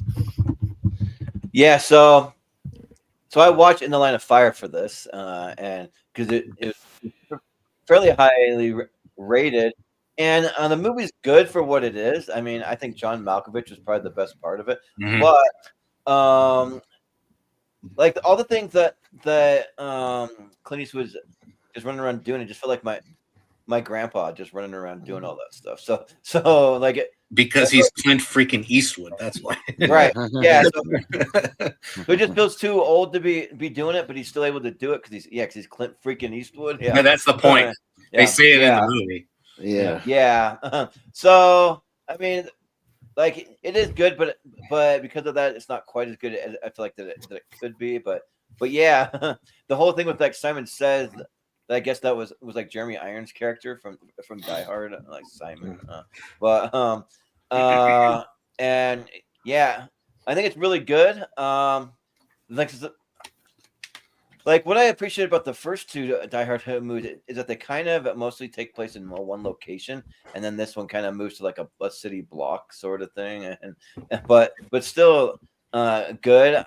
I probably prefer the first two, but it's still great. And Sam Jackson is awesome. So I'll go Die Hard with a Vengeance. But Malcolm, what do you say? Yeah, so just quickly, apparently that the Simon Says script was initially going to be a Brandon Lee movie. Oh wow! And the character was actually going to be written with an actress in mind, but the project was cancelled after Lee's death. Then Warner Brothers bought it and rewrote it as a Lethal Weapon sequel, and then only to put it in turnaround only for Fox to buy it to become Die Hard with Vengeance. Wow. So I just thought that was an interesting kind of sort of turnaround for that movie. But I do like Die Hard with Vengeance. I do think it's good. But look, In the Line of Fire shows that old people can do action, as evident by Falmer. So, In the Line of Fire. That's funny. That's very funny. Yeah. But yeah, I can't think of too many old people besides Clint Eastwood that like are doing action really. Yeah. But Michael Caine did one, but yeah. Oh yeah, right. Neeson is getting up there now. He's not some young chicken anymore. That is true, but what do you say here, Ross? Oh, I'm gonna go with Die Hard with a Vengeance. It's my second favorite Die Hard movie. And then like I remember I watched a review of it from this old site called Spill.com, and they brought up a good point. He actually has to do the most dangerous thing, like all the movies combined. It's when he has to wear that sign in the middle of Harlem that says "I hate N-words." They say that's more dangerous than fighting off terrorists. But yeah, In the Line of Fire is good. I love the part where John Malkovich's character makes the fake gun. But yeah, Die Hard with Vengeance, it's just awesome. And then I love that you're figuring out the riddles with him. So yeah, Die Hard with a Vengeance. Mm-hmm. But yeah, In the Line of Fire, there's a love scene between Rene Russo and Clint Eastwood, where the first thing that popped in my head was gross, ew, this is ugh. Yeah. I'll share a fun fact, and when you guys get look, she made his day. Yeah. It's okay. She made his day. Yeah, right. Yeah, right. Go ahead, make my day. Yeah, but Zach, what do you say? Yeah, so I have only ever seen the first 3 Die Hard movies. I just haven't gotten around to the other ones. Die Hard with a Vengeance is my favorite of the trilogy, and I haven't seen In the Line of Fire, so Die Hard with a Vengeance. Yeah, sounds good. Jonathan, what do you say? Oh, you like it more than the first one? That's interesting. Yeah. Okay. Oh no, this is a good matchup. I like this matchup. It took me a little bit to appreciate Die Hard with a Vengeance. So the first time I watched it, I didn't like it. then I rewatched it more and more. The more I got older, I was like, okay, this is good. This is funny. It's a lot of fun. And I think it's because of Samuel L. Jackson. I think Samuel L. Jackson is a nice addition for the ride. Yeah, it's a very good action movie. I don't love the ending. I'll say that. I don't love the ending to Die Hard with a Vengeance. But I would have voted In the Line of Fire. I think it's a very good, very tense action suspense thriller with a great Clint Eastwood and a greater John Malkovich performance. Oscar nominated for this performance, by the way, in 1993. So yeah, it would have gone into In the Line of Fire. But yeah, this battle, by the way, this is a good battle of the constant phone calling. Yeah, a lot of phone right. acting. A lot of phone acting. Yeah, right. Yeah, so all right, but yeah. that's gonna win. But I was just gonna say, it's an awkward thing when you realize, Jordan, that Clint Eastwood is 63 when he makes this movie, but Tom Cruise is 62, and he looks way younger than Clint Eastwood in this movie. Wow, so, and much more capable of doing action than Clint Eastwood in this movie. Yeah. Only a year older. So And I mean, and Rene Russo would have only been like 47 or 50 anyway. So there wasn't really much difference. It's not that much of an age difference, overall. Yeah. All right, so we got Men in Black and The Road Warrior. So Mad Max 2. So Jordan. Yeah, K, something's peaking, or like this is LAPD, which means I will knock your punk ass down. Like Men in Black to me is an all timer. It's just so fun to quote where like Vincent D'Onofrio is like, I need sugar in water, and so apparently I believe Vincent D'Onofrio was at the convention me and you were at, Ross, or maybe it was the one before that I went to. It was the one before. Yeah, but I heard people were like bringing him sugar water and that kind of stuff because of Men in Black and stuff. But yeah, and like Will Smith and Tommy Lee Jones just have great chemistry. And Tommy Lee Jones doesn't have a lot of great chemistry with anyone, really. but here it actually works and it's fun. And the Road Warrior is fun. That's where it really kind of amps up just a little bit more. They're getting more into the action. They got the little helicopter thingy, and they're like just having a little more fun. But I'll give it to Men in Black. And also shout out to the noisy cricket or the midgy cricket, whatever he calls it. So, but Malcolm, what do you say? Yeah, I've actually never seen The Road Warrior. It's one of those I just never got to it. But it's one of those ones like. But fun fact, after I just was quickly researching Mad Max, sort of back there's like, man, the original Mad Max was actually banned in New Zealand when it first came out. Then it was released after the sequel as R18. So weird. But yeah, because it was banned because of one of the scenes. I can't remember what it is now because I've since got rid of that page. But I like Men in Black. I'm going to vote for Men in Black. Yeah, sounds good. Ross, what do you say? I quote Men in Black all the time when he says a person is smart, people are stupid. So yeah, I'm gonna go with Men in Black. Yeah. Zach, what do you say?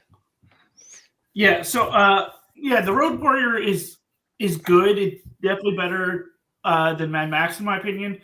But I always have a fun time whenever I watch Men in Black, so I'm gonna go with Men in Black.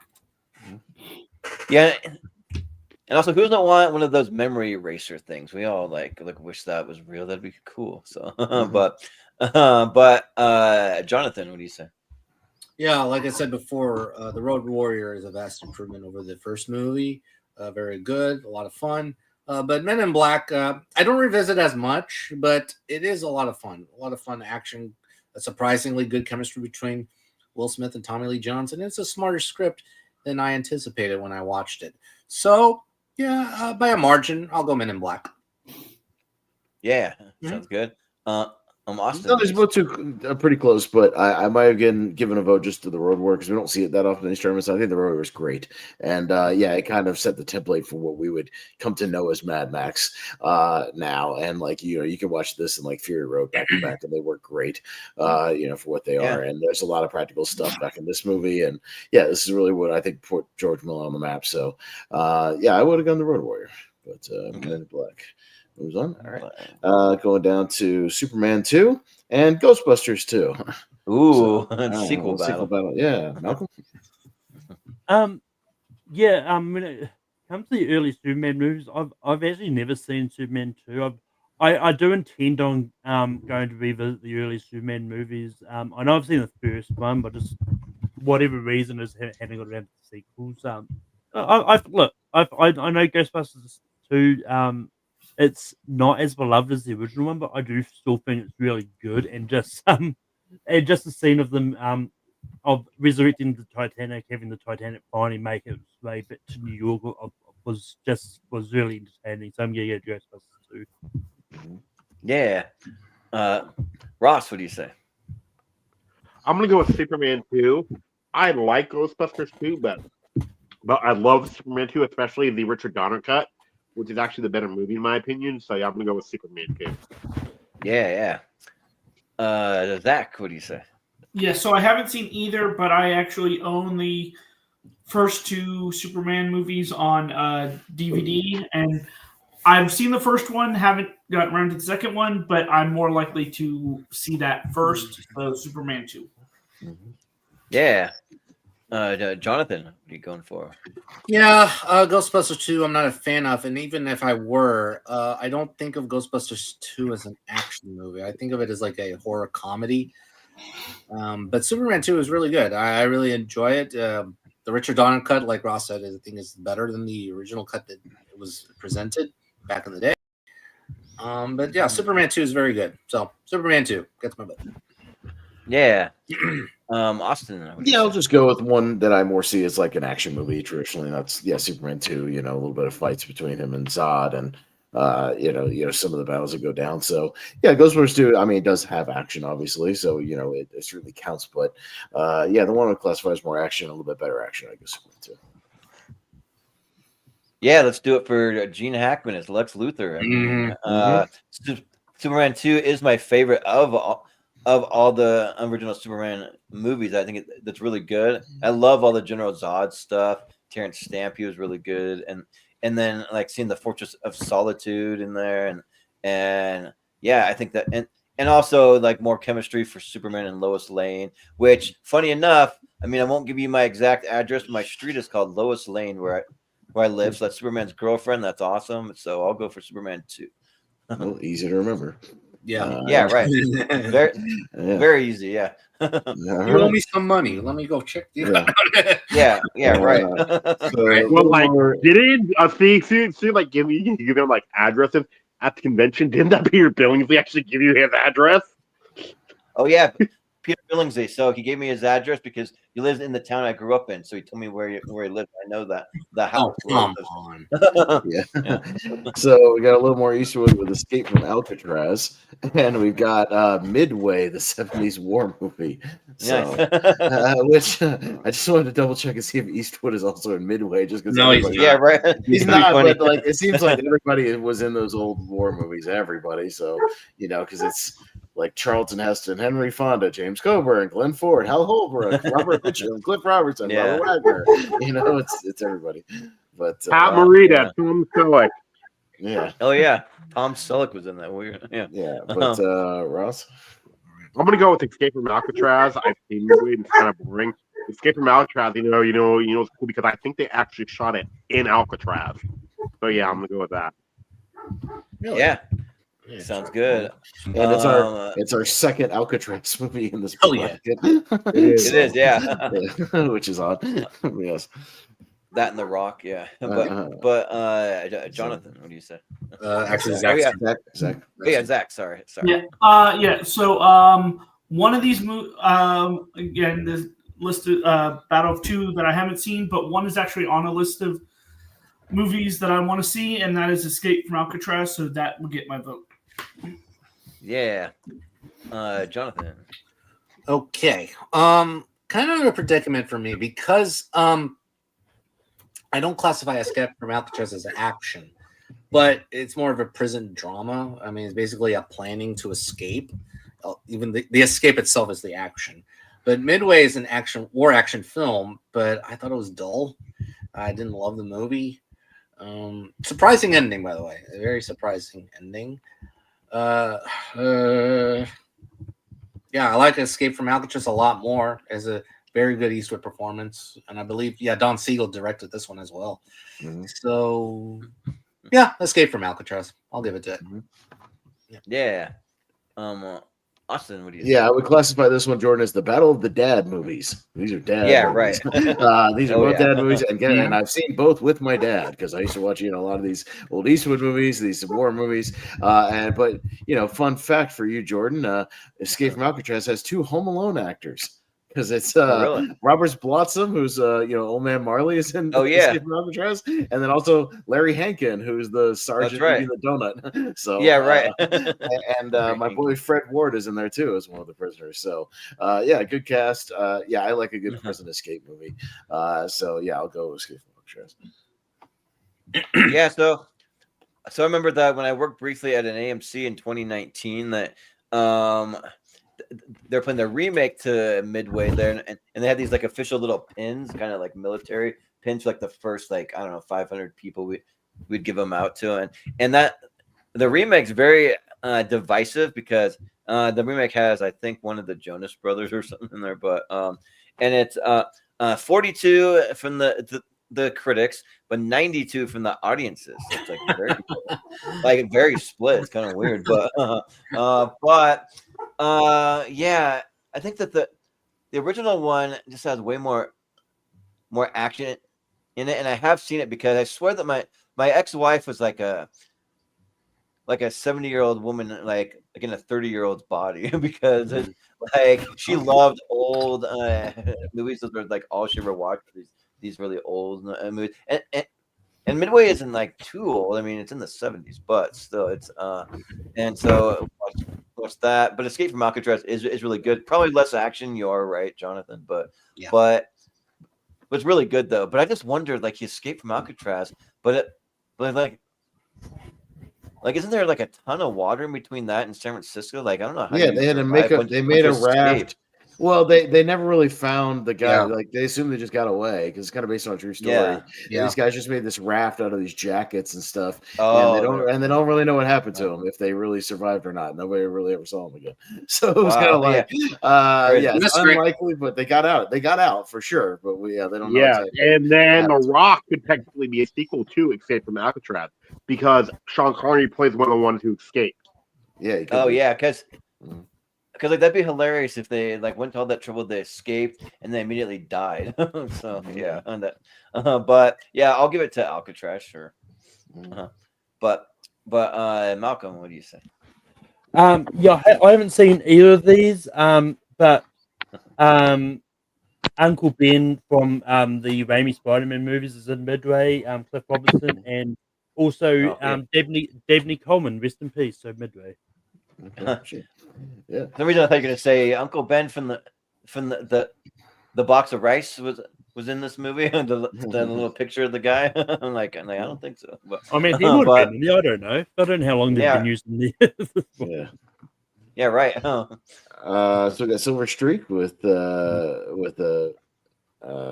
Gene Wilder and and Richard Pryor and The Fugitive. Zach. This is a good matchup. I think both are really good movies.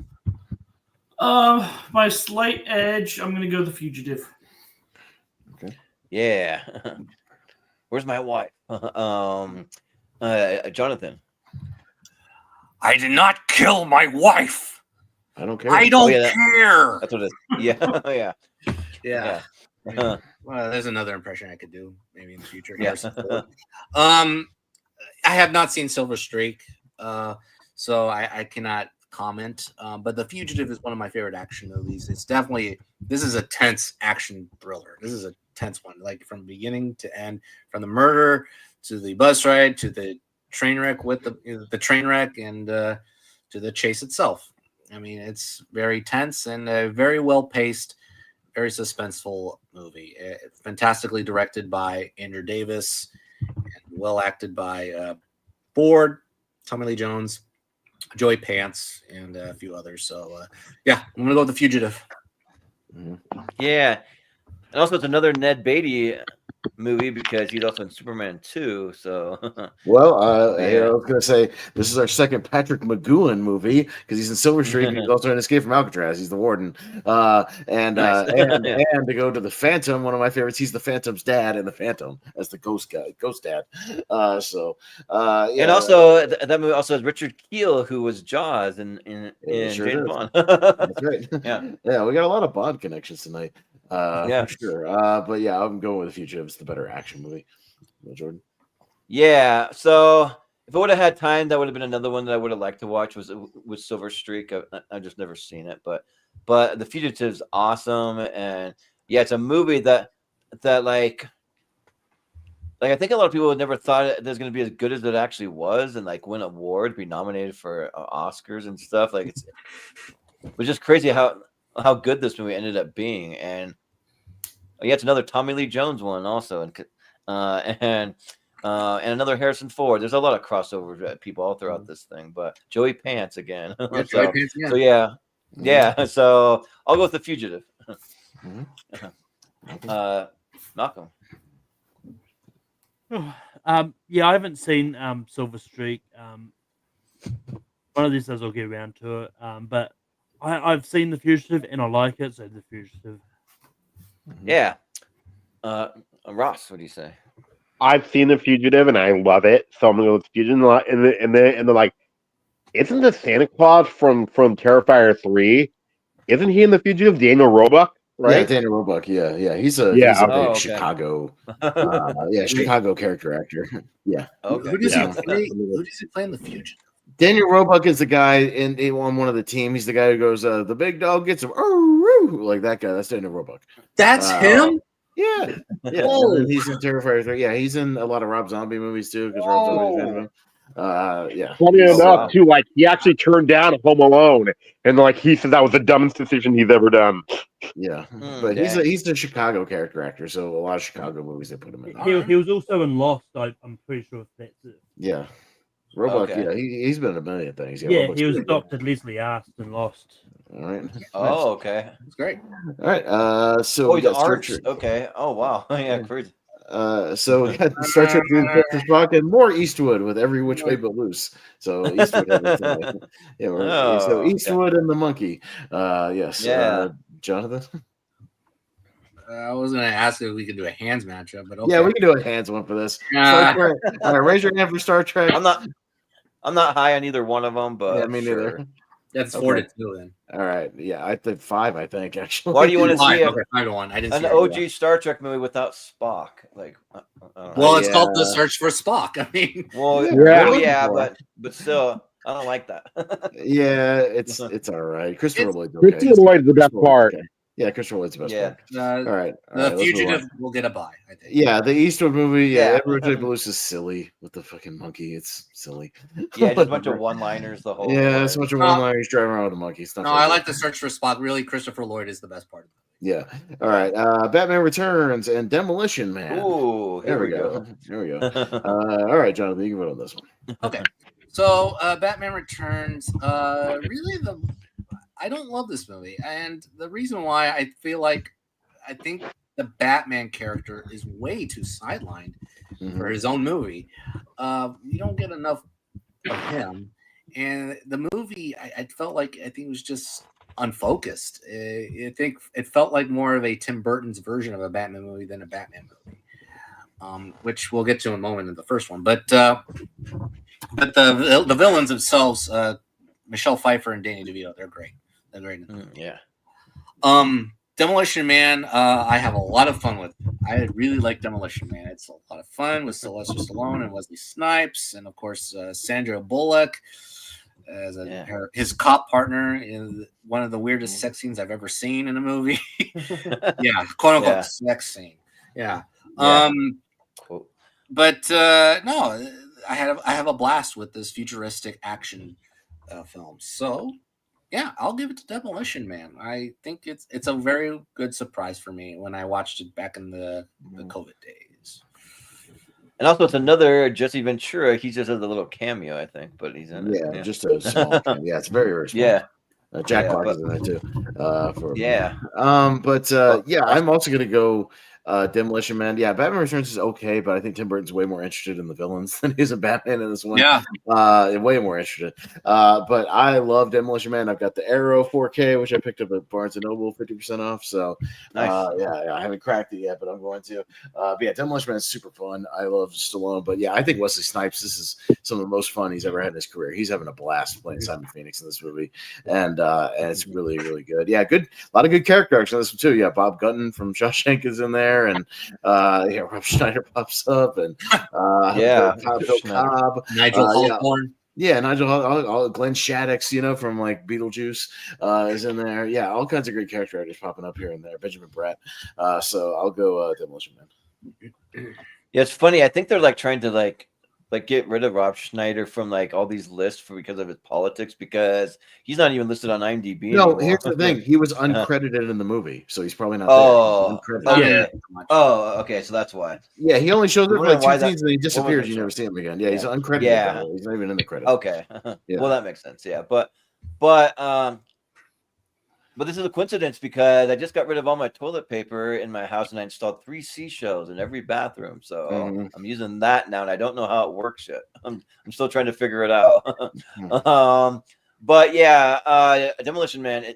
Is this the one with all the Taco Bell stuff? Yep. Or am I getting Or if you see it internationally, it's Pizza Hut. So yes. Oh, really? And here's the fun thing about my Demolition Man 4K is it has both cuts of the movie. It has the European cut where it's all Pizza Hut instead of Taco Bell. Oh, wow. Yeah. That's I'm funny. intrigued. Yeah. Yes.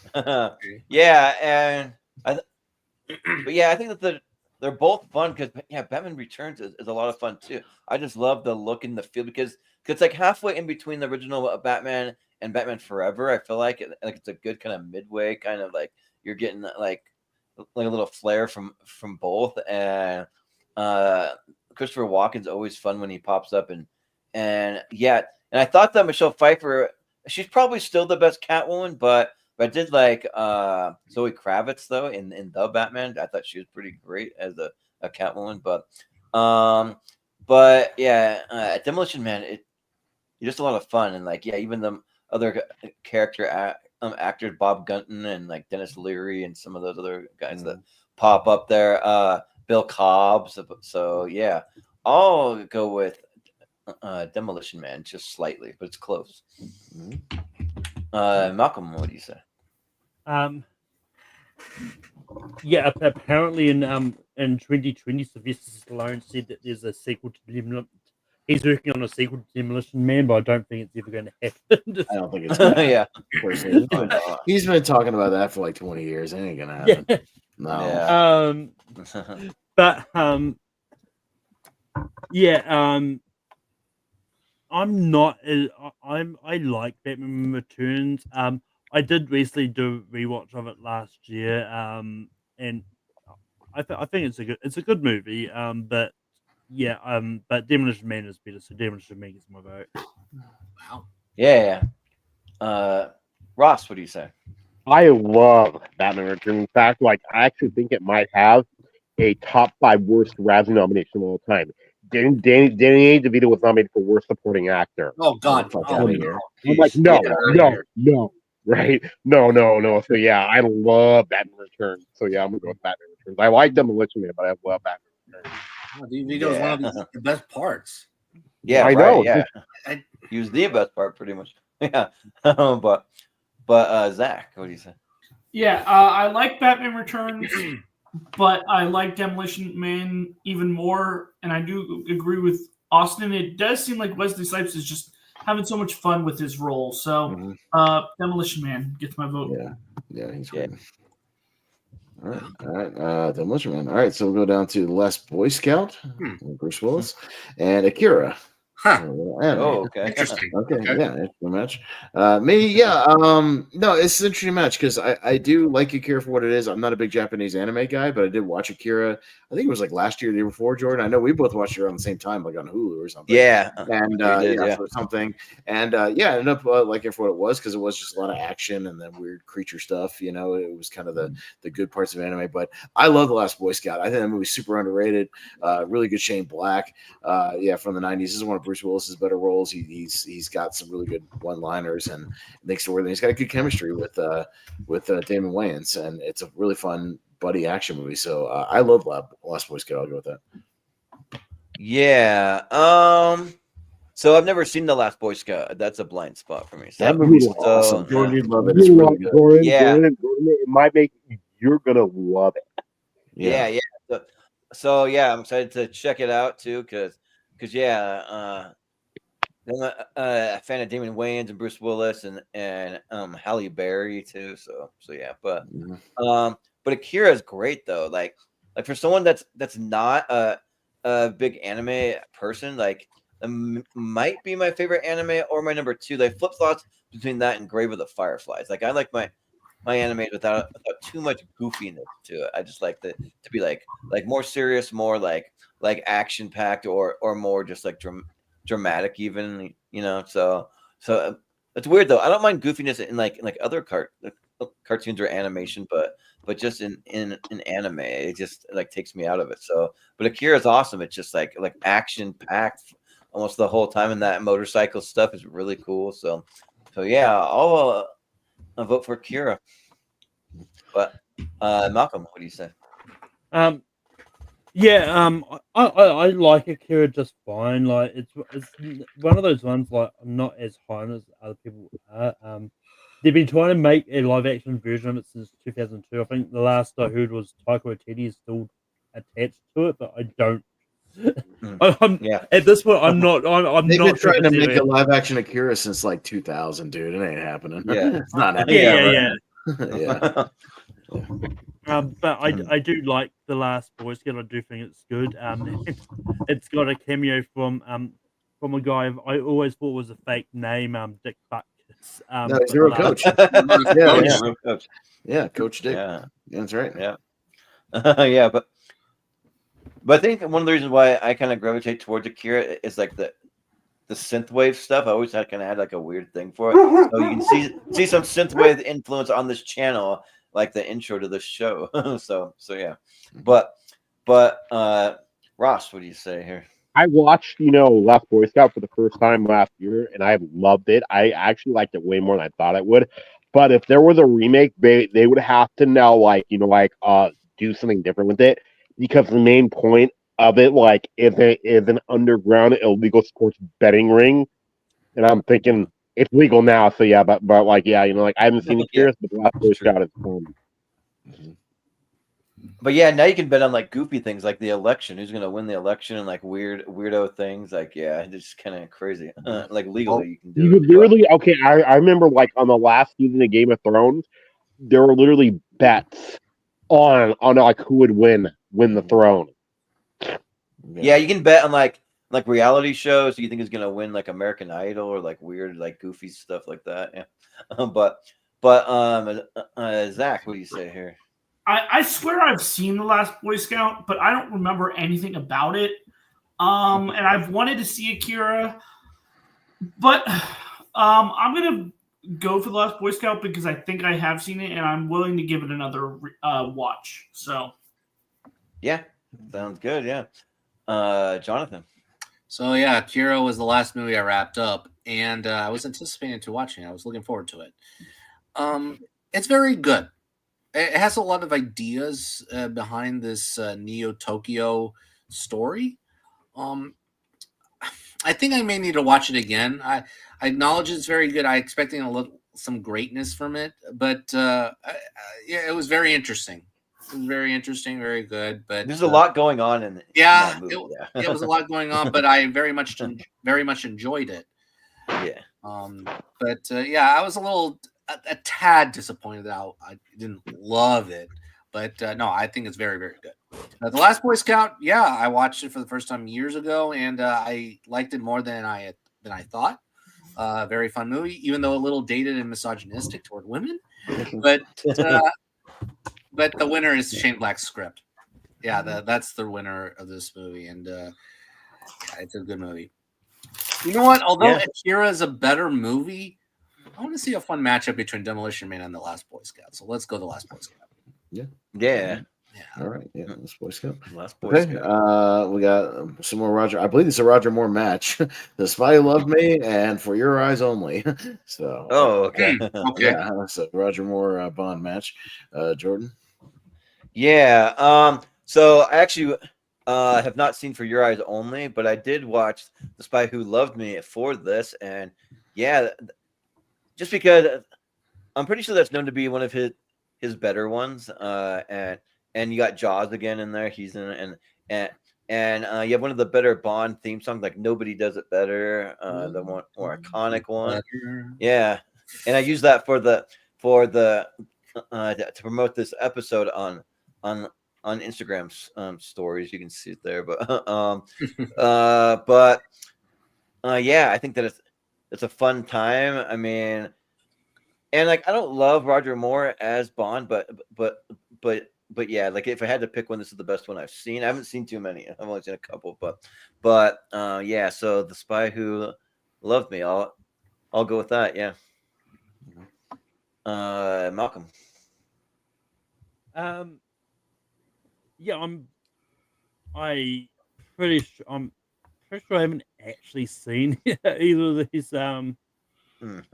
But because I like Austin Powers and it's got similar titles. Spy Who Loved Me. Oh yeah, it does have a Yeah. shark. It does have a shark in it. Yeah. I think that they like took that from it, and then it also has that car that like drives underwater in it too. So there's that. Yeah, but Ross, what do you say? I'm gonna go with like The Spy Who Loved Me. I remember it only because it has Jaws in it again. So yeah, I'm gonna go with that one. But like I like Roger Moore's not my favorite Bond either. I've seen every single one. So yeah, but we will get to a real. I think if we haven't gotten to it, have we gotten to the Man with the Golden Arm yet? Or I mean the Man with the Golden Gun. The only time we've had it in a tournament is in a Battle of the Bonds. That's really the only time we've had it. Or just when we did our spy. I should say when we did our spy tournament, we just had yeah. But I'm gonna go with The Spy Who Loved Me.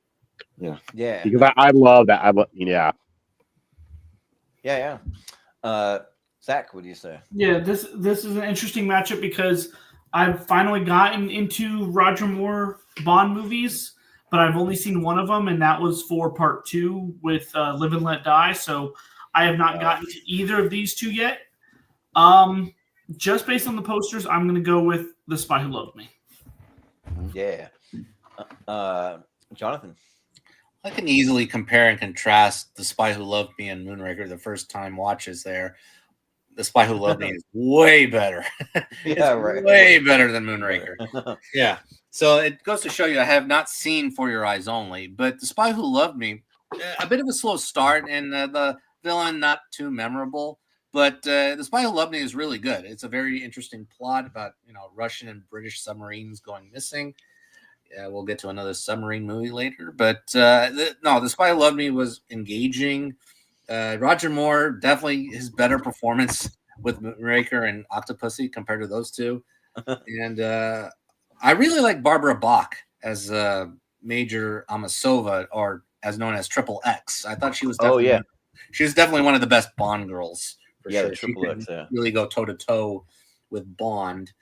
And of course, this is the intro to Jaws, and he's terrifying as always, Richard Kiel. I thought he was definitely the better of the villain duo. So yeah, I'll go The Spy Who Loved Me. Oh, also the climax, great action. There's some great action in there. So yeah, Spy Who Loved Me. Yeah, and also too, quite a few like twists and turns where you think one person's on one side and you're like, oh, well, actually they're working for this agency or like whatever, So yeah, it's fun stuff. But Austin, what do you say? Honestly, from my last rewatches, I don't remember the difference between these two. They get lost in the shuffle. A lot of those middle Roger Moore Bonds are like the same. But yeah, I vaguely remember The Spy Who Loved Me more because of Barbara Bach. That's pretty much it. Yes. So yes, hard to forget. So I'll go with Spy Who Loved Me. But I hope there's something better because I don't love Roger Moore Bond movies overall. Okay, we got The Mask and The Last of the Mohicans. So okay, yeah, action movie. I guess very similar. Yeah. Sure. I'm not totally sure if either one of them are necessarily an action movie. No, one is definitely an action movie, like for sure. Okay. Well, Rocco? you can talk about it. Oh, is Who's it? that? Yeah, it's Yeah. you. Yeah. Yeah, I don't think I've seen Last of the Mohicans. But it's one of those ones that it sounds like one that I don't know if I'll enjoy that much. But It's a period piece. I think you'll enjoy it. oh, I mean, it's one of those ones that it depends on there's even so there are some period pieces I just don't like. So, but I love The Mask. I think it's great, and it's definitely one of Jim Carrey's best performances. I'm pretty sure I know what Zach's going to say about The Mask, but I'm going to vote The Mask. Well, at least The Mask has that Tommy gun in it, you know. So, but Ross, what do you say? I like The Mask, and I also like Last Mohicans. But like Last Mohicans, I remember reading about it. Like was a more faithful adaptation, and it actually is an action movie. The Mask is not, and the adaptation is actually horrible because like I don't know if they could do the Mask adaptation correctly. So yeah, I'm gonna go with Last Mohicans. Yeah. Zach, what do you say? Yeah, it's funny. I had a conversation with some people earlier about The Mask. Yeah, I'm not as big on The Mask as other people, but I really do like Last of the Mohicans, so Last of the Mohicans. Yeah. Jonathan.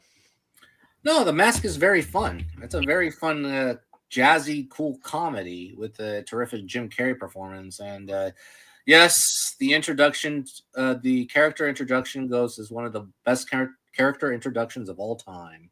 Yes, Cameron Diaz. Yeah. Oh yeah. Oh yes. Oh yeah. Oh yeah.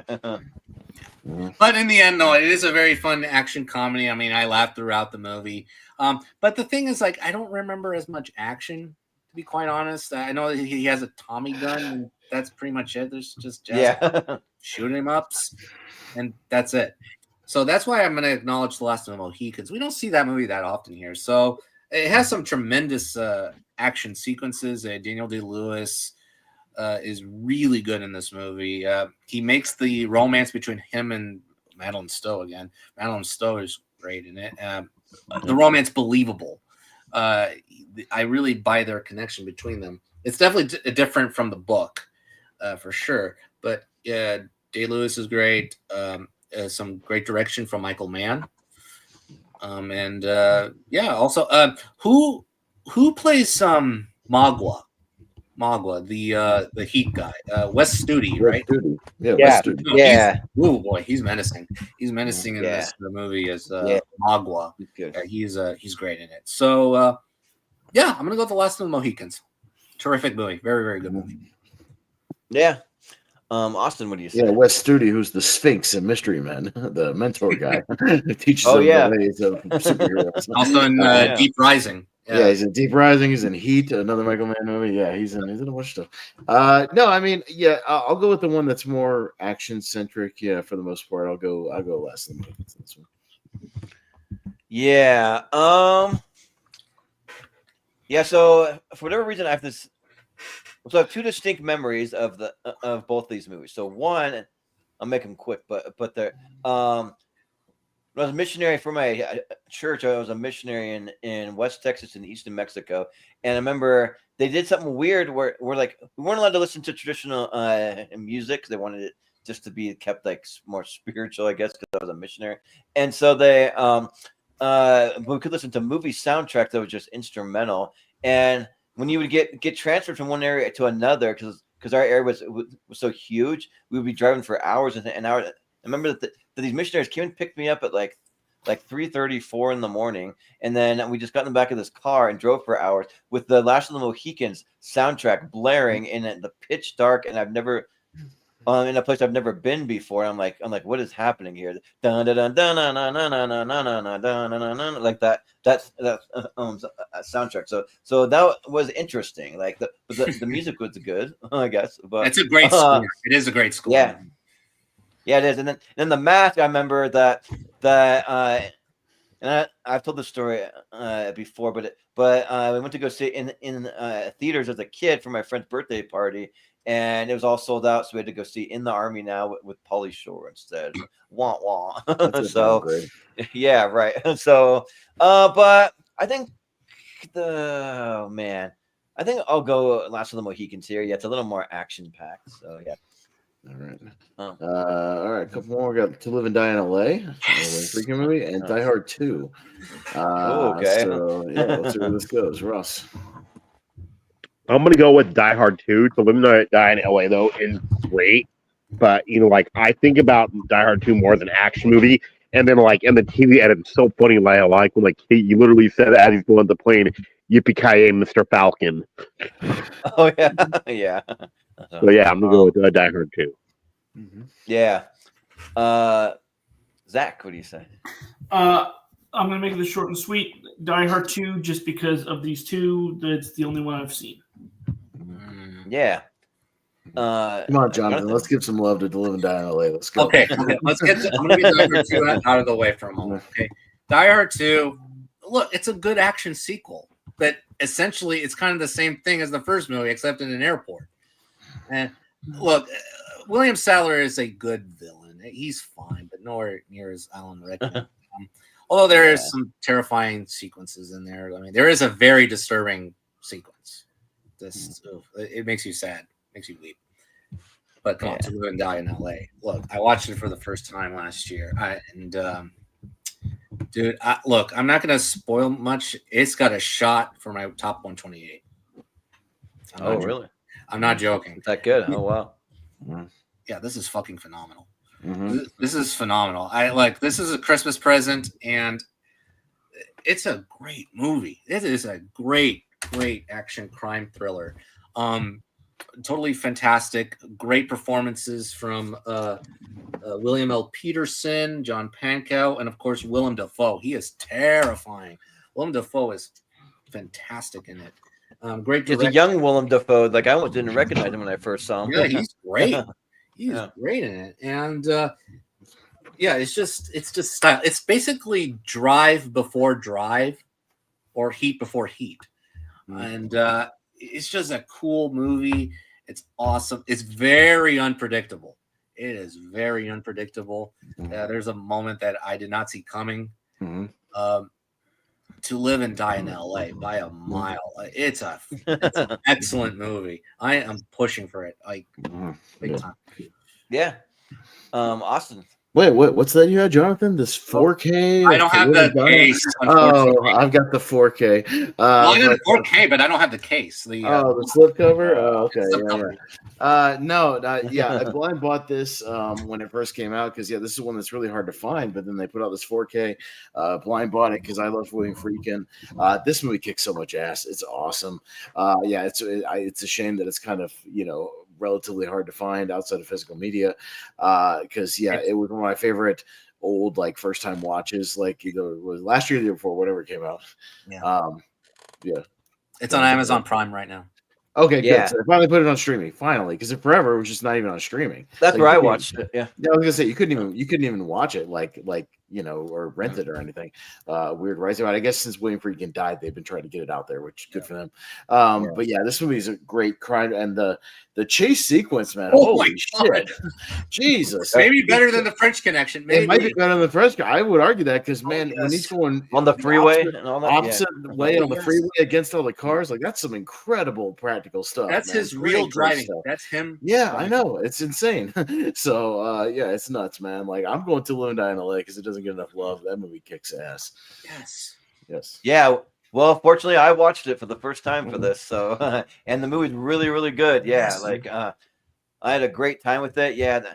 And whatever happened to William and Peterson? I don't know where. He was on CSI for 20 years. So. Was that where he was? Okay. Yeah. I don't watch CSI. The original CSI. He was on there for 15 or 20 years. So that's where he went to. Dang. Just CSI. You got a comfortable gig. Good for him. Yeah. Right. But yeah, William Dafoe, he's great in this. Even John Turturro too. He's really good in it. And there's some really cool action scenes and twists and turns and he's just on was trying to solve the murder of his partner, and yeah, there's some great action, but then also some like sexy scenes too. There's like there's a lot of like a lot of that stuff in there, and also the like stylized like a lot of it in like a really cool way. The music's really good. It's by Wang Chung on the music. And it's really good though. Like a great kind of 80s vibe, and it's good. But yeah, Die Hard 2 is also really, really good. But yeah, I'll give some love to Living and Die in LA. I don't know if I'm ready to say all time yet, but really, really fun, and I'll probably go back to it maybe like next year or something like that, and see if it stays there. So yeah. Well, we'll see. Yeah, but Malcolm, I just haven't seen To Live and Die in LA. It's not on Amazon Prime for me. Oh dang! But I just love Die Hard too. No. So Die Hard 3 is my Oh no, because that's our first tie, so it goes to Malcolm. Oh Yep. no! I'm sorry. I'm going to make all your hopes and dreams die. Shit. Damn it! Damn it! It's like the first time it's ever come up in the tournament. Damn, it dies. Yeah, it is. Shit, it dies hard. Damn it. Yeah. Shit. All right. Top Gun and Casino Royale. Zach. Top Gun, because I've seen it, haven't gotten to any Daniel Craig Bond movies yet. Okay. Jonathan. Man, I was pushing it so hard to make it to the championship. Yeah. Oh well. Okay. Well, here, Top Gun. It's good. It's good. Although it doesn't have a plot.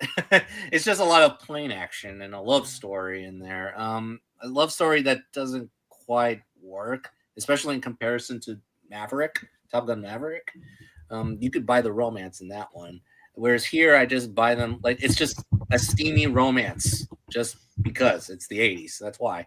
And you have that "Take My Breath Away" song playing in that blue room where they're, doing it. But Casino Royale, look, I made it's 1 or 2 as my favorite Bond movie. It's a debate between that one and Skyfall. Today it could be Casino Royale, it could be Skyfall, but Casino Royale is great. It's a great Bond flick. It's a great action spy movie, period. It's a fantastic movie. And Lashif from Mads Mikkelsen, performance. And Ava Green, personally, she's my favorite Bond girl. I think Ava Green is, in addition to her being very hot, she's actually a very interesting character, and she has a few skeletons in the closet in her background. So I'm gonna go Casino Royale. Yeah, sounds good. Austin. I'm gonna pretty easily go Casino Royale because I don't love the original Top Gun. I think it's got some good plane sequences, but it's very, very corny. And I think Maverick's way, way better. So I'll go Casino Royale. Yeah. Yeah, the best thing for me, there's some things to like for sure. Tom Cruise first and foremost, just like he's great in everything he does. I mean, he always like very entertaining, and also the score by Harold Faltermeyer from Top Gun, I think is just really good. And especially the that like opening one, but then the sad one after is it Goose that dies or but yeah, the only character that dies. Yeah, right. Yeah. For some reason they have all these like different call signs, like was it Goose or Iceman? Yeah, but and then just all the plane stuff too. Like I think the plane stuff's really good. I like when they're like launching the footballs off the aircraft carrier and all that stuff. So there is fun to be had there, but Casino Royale is fantastic. It is so good. It's probably my second favorite of the Daniel Craig ones, and I'm a huge Bond fan, and I'm still working my way through a lot of the Roger Moore ones, but I've seen all the Daniel Craig ones in theaters. I'm a little nervous with what Amazon's gonna do with the James Bond franchise. Like, are we gonna get the Money Penny, the the early days? Are we gonna get Q, the side story quest? Are we gonna get like whatever's gonna make him whatever money? Like it's like I don't want that. I just want great Bond movies like we've been getting. So I hope so. But so yeah, but yeah, Casino Royale's great, and so I'll vote for that. But Malcolm, what do you say? Yeah, if this was Top Gun Maverick, this would be a much harder decision for me. I'm not as high on the first Top Gun, but I will say in this new season of Family Guy, the first episode was a Top Gun parody. They parodied both Top Guns in one episode, which was really fun. But yeah, I'm gonna go Casino Royale easily. Yeah, and also we wouldn't have Hot Shots without Top Gun. That movie parodies it directly. So, but Ross, what do you say? I've seen both, but I'm gonna go with Casino Royale. It's my second favorite Bond movie, and funny enough, it's also directed by the director of GoldenEye. So yeah, but I've been to the Top Gun house. That's fun. So yeah, but I liked for the first Top Gun, but I love Casino Royale. So I'm gonna go with Casino Royale. Yeah. Okay. Casino Royale. A couple more. Let's get this wrapped up. We got Starship Troopers and Lethal Weapon. Jonathan. Ooh. I'll make it quick. Lethal Weapon. Yeah. Austin. Lethal Weapon 2 is better, and I like Starship Troopers more. Starship Troopers. Yeah. So I watched Starship Troopers for the first time very recently, and I love like just about everything about it. I thought that it was a blast. I love all the campiness and like the like commercial kind of parodies and like the propaganda stuff that they're doing, and I always forget the guy that like plays the like general guy who's like really fun. He's kind of badass, the older guy, but yeah, Michael Ironside. Yeah, he's a lot of fun in it too. And yeah, and Lethal Weapon's good, but yeah, I'm kind of with you. I like Lethal Weapon 2 and even 3, and like even better. So I'll go with Starship Troopers. And this matchup is Gary Busey versus Jake Busey. Malcolm. Oh yeah, right. That is true. Yeah, Jake Busey's in there. Yeah. Oh, yeah. For the longest time, I always thought Starship Troopers was the movie about the police officers. I can't remember where it was when I realized like there were two different movies. But I've never seen either. I've never seen Starship Troopers. But I really enjoyed Lethal Weapon. I think it's good. So Lethal Weapon. Mm-hmm. Well, if you like the movie RoboCop, Paul Verhoeven has a very similar style with everything he's doing. that was my problem, actually. I think he tried to duplicate it here with Starship Troopers. Okay. Yeah, that was my problem. But it has been a long time since I've seen it. It is due for a rewatch for me. It's very good. I think you'd like it on a rewatch. It's got a lot of satire. Really it's been like 15 years. So yeah, watch it again. And then like one thing will make you laugh. And that like my vote is Starship Troopers, but like how in the beginning, how they're all supposed to be high school students. They look about 35 to 40. Yeah, right. Yeah, just kind of another problem with the movie. Yeah. Yeah. So yeah, I'm gonna go with Starship Troopers. Lethal Weapon 2 is my favorite Lethal Weapon movie, but the first one isn't bad, and then like it is a Christmas movie, but I still do like I'm gonna go with Starship Troopers. Mm-hmm. But whatever happened to Casper Van Dien? He really disappeared off the map. He did this Tarzan movie, and then like he's been doing like the Starship Trooper movies, but they all been straight to video. Oh yeah, all the sequels, yeah, yeah. The answer is he does conventions, Jordan. He does conventions. Okay, yeah, so, yeah. I think he does a lot of things for the asylum as well. Yeah. Okay, yeah, but Zach, yeah. Yeah. Hot take, I've only ever seen the first Lethal Weapon. I haven't seen the rest of the franchise yet. I will be changing that. And I have seen Starship Troopers. I'm going to give it to Starship Troopers because I had more fun with it. Mm-hmm. Yeah. You're going to like the second one. Yeah, second one's better. Yeah, Joe Pesci. That's all I'll say. Mm-hmm. Yeah. Oh, yeah. And then the toilet scene. Oh, come on. Cannonball Run. That's hilarious. Hands. Sudden impact. So wow. Dirty Harry, sudden impact, even though it's not great, it's still better than Cannonball Run. No, I'll say it very quick. blurb on Sudden Impact. It's a solid sequel. Disturbing. Yeah. Disturbing movie. But Cannonball Run 2 has a really random Jackie Chan cameo. You can see him down there in the lower left corner. That's Jackie Chan. Yeah, it's random. And the movie sucks, though. Yeah. Let's go Clint. Let's go Clint. Let's go Clint. Yeah, Yeah. more Clint in this thing. Fine, Sudden he'll lose some Impact, Star yeah. Trek Troopers, so it's fine. Yeah. All right, we got Crimson Tide, Gene Hackman, Oh, and True crap. Lies. Oh, man. Yeah. Jeez. Come All on, right, randomizer. Oh boy. Yeah, so it's on me. Yeah, this is interesting. Because True Lies is good, but man, I'm kind of high off of Crimson Tide. We just did it for Wheel of Movies, and man, that movie fucking cooks, man. That movie's so good. Man, I'm doing it for Gene Hackman. I'm going Crimson Tide.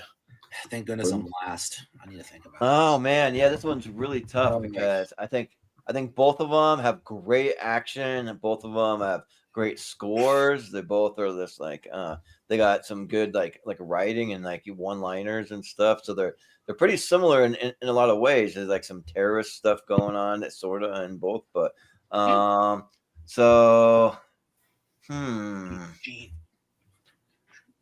I've seen True Lies way more, so I'm probably due for a Crimson Tide rewatch, which I want to do soon because of Gene Hackman. So I'll vote Crimson Tide here. Sure. Malcolm, what do you say? I haven't seen Crimson Tide. It's on Disney Plus for me over here. Oh well. So I'll definitely rectify that by the time we get to the 95 letter series, because that's when we're going to see it next. Maybe I don't know, but I love True Lies. I think it's great, so True Lies gets my vote. Yeah, sounds good. Ross, what do you say? I'm gonna go with True Lies. I do like Crimson Tide, but I still do love True Lies because that line, like when the daughter disappears and then the guy goes, "Come on," like, what do you think she's having an abortion? And then her husband's fingers move. So True Lies is great. It's in my top 5 Cameron movie. So yeah, I'm gonna go with True Lies. But yeah, you used to use the little intro with like the True Lies clip. Like, sir, can I see your ID? He's like, here's my ID, and he like blows something up in the background or something. So yeah, but Zach, what do you say? Yeah, this is actually a tough matchup because I haven't seen Crimson Tide, but I really want to just because of how much I've heard about it. And I have seen True Lies. I'm going to go against what I usually do. I'm going to give the vote to Crimson Tide because I actually really want to see it. So. Yeah, it's good. Yeah, but Jonathan made my decision harder now. Okay, True Lies, very good, very fun James Cameron movie. Arnold Schwarzenegger and Jamie Lee Curtis are at their funniest, their funnest, and their best. Schwarzenegger is awesome in here. Jamie Lee Curtis. There's some iconic scenes in there. One in a hotel room. Obviously, a lot of kids back then would replay that over and over and over again. But the third act is also sensational. It's a very good climax there. And Crimson Tide is a tight action suspense thriller, another submarine thriller here. And 2 great performances from Denzel and Gene Hackman. And a very good ensemble, too. Yeah, with Matt Craven, George Zunza, James Gandolfini, Viggo Mortensen, Steve Zahn.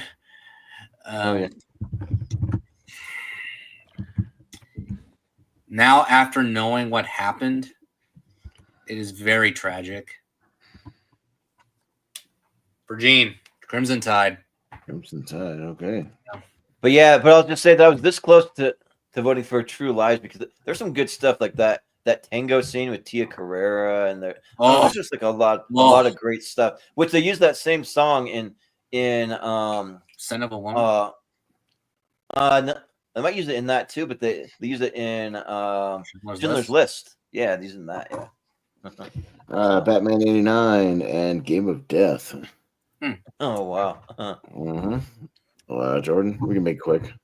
Yeah, I'll probably pretty easily go with Batman '89 just because I think Michael Keaton is just killing it here, and this is like out of every Batman movie in that series that's what I feel like where Batman himself shines the most. So I'll go with that. But Game of Death is great though. So yeah.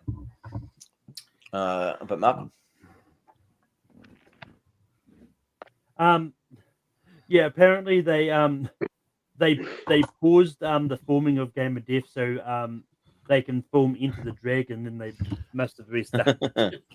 Wow. Because it was originally supposed to come out in 1973, but yeah, I haven't seen it. I'm not really a big martial arts guy, but I'm gonna go Batman '89. But he does fight freaking Kareem Abdul-Jabbar in it. Like that's kind of crazy. Yeah, but Ross, what do you say? I've seen Batman 89. I haven't seen the other one, so I'm gonna go with Batman 89. Yeah, sounds good. Zach. Batman '89 because it's the one of the two that I've seen. Yeah. Jonathan. Yeah, Game of Death is my least favorite Bruce Lee movie. I think this is the only one I dislike. I don't really like it very much. Batman '89, it's good. It's a good movie. I'm not as crazy about it, but it is a good comic book action movie. That actually brings Gotham to life. I'm very impressed by the art design. Oh, yeah. And Jack Nicholson, he's great as Joker. So Batman. Yeah. Yeah, easy for me. Batman '89 is in my top 50 of all time. Love it. So pretty easy. Yeah. All right. There we go. All right, let's wrap it up here. Let's hit the speed round and get it done. Top Gun was in the bracket, so I'll play this. I feel the need for speed. All right, let's do it. All right, so the winners of all of these will make the championship bracket. So we'll see what Sweet 16 makes it here. So y'all give me just a second as I write them down as we go. But yeah, and then we'll just fast forward and see what wins the entire bracket. So, all right, Malcolm, we're back down to you. Kick us off. Kill versus Kroll. Very similar. Kill Kroll. Kill Kroll. Yeah, I haven't seen either. But I'm probably going to see, if I've got time, I'll probably see Kill before Sunday. So, you know what? Kill. All right, Ross. Yeah. I'm going to go with Kill something more interesting. So, yeah, Kill. Zach? You guys sold me on Kill, so Kill. All right, Jonathan? Kill is punching his way to the championship. Kill. Fucking A, Kill. Jordan? Yeah, so Malcolm, Kill might be one of the best action movies of the 2000s. I mean, the 2020s. Sorry. So yeah, Kill. All right. Well, mixed championships. You got time for that. All right. Let's go to Twister and Drunken Master. Russ. I'm gonna go with Drunken Master only because like Twister is action, but like Drunken Master is like more traditional action. You know, it's like more like punching. Speed round. Zach. Twister. All right. Jonathan. Twister's fun, but I agree with Ross. Drunken Master is the action-heavy movie. Drunken Master. Twister.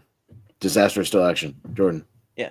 Okay. It's Twister. Twister. It's the game that tied you up in knots. Twister. Let's go with that. All right, Malcolm. Twister. Okay, Twister. that's fine. Yeah.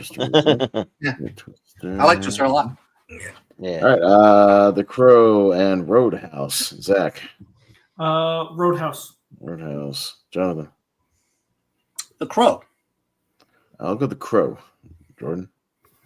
I'll go Roadhouse. Roadhouse. Malcolm. Had all the movies that had a remake last year. Roadhouse. Mm-hmm. That's true. Yeah. Not awful. Both of them. No, Roadhouse is way better than The Crow. Way better than The Crow. Yeah. Russ? I didn't see the Crow remix. So I said I said Roadhouse. Roadhouse, okay. Yeah, sorry, Jordan. Watch The Crow. You'll have a much appreciation for Roadhouse. Trust me. Sure, yeah. Yeah. Okay. Holy shit. Ninja Turtles and Beverly Hills Cop. Jonathan. Ooh. Beverly Hills Cop. Turtles. Jordan. Yeah, tonight we dine on turtles. Let's do that. Malcolm. We'll put a banana in the turtle's tailpipe. Beverly Hills Cop.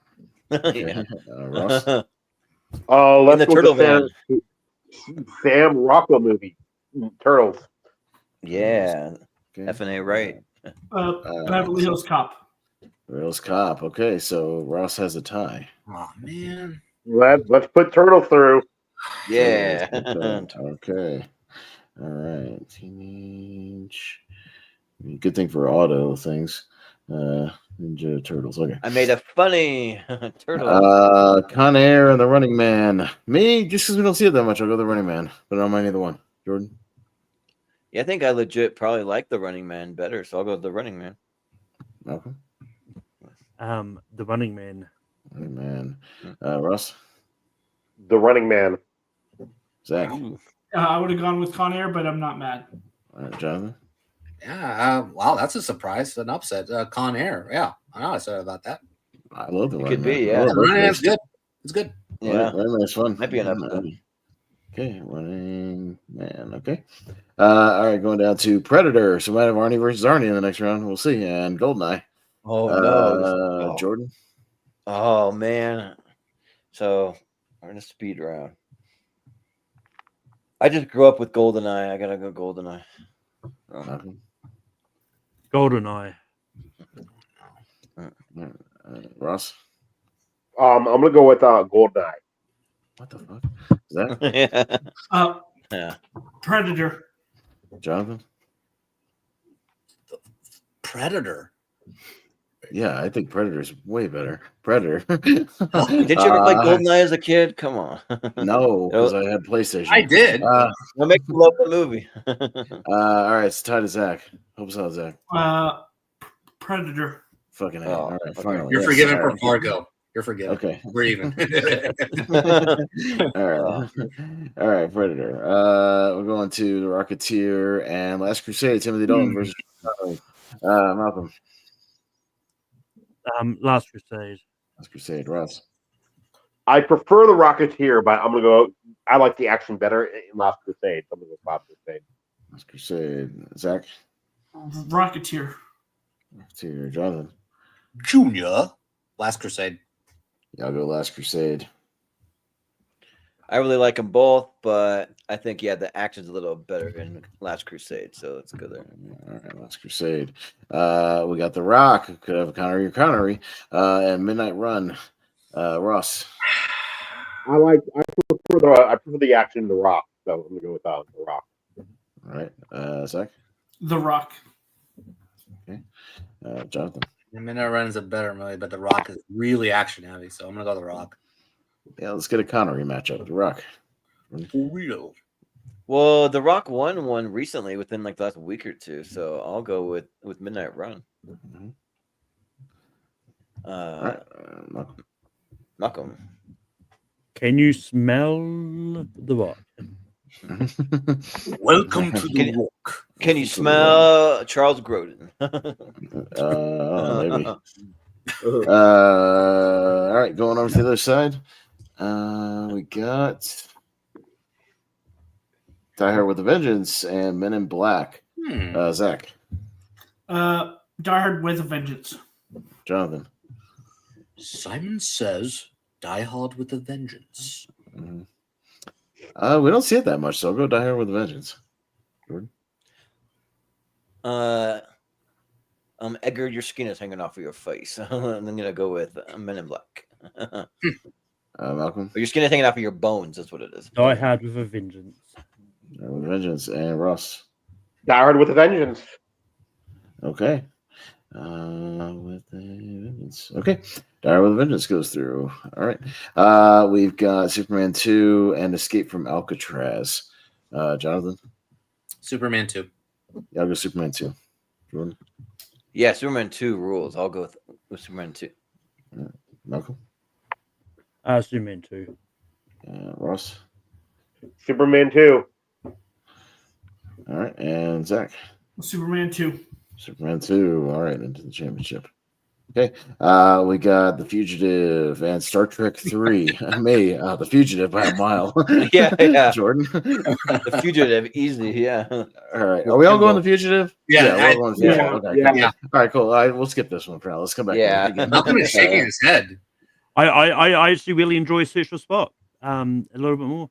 All right, noted in my captain's log. All right. Yeah, right. Yeah. All right. Yeah. Okay. Captain's log. All right, I'll note Yeah. that in my log. All right. 31125. Demolition Man and the Last Boy Scout.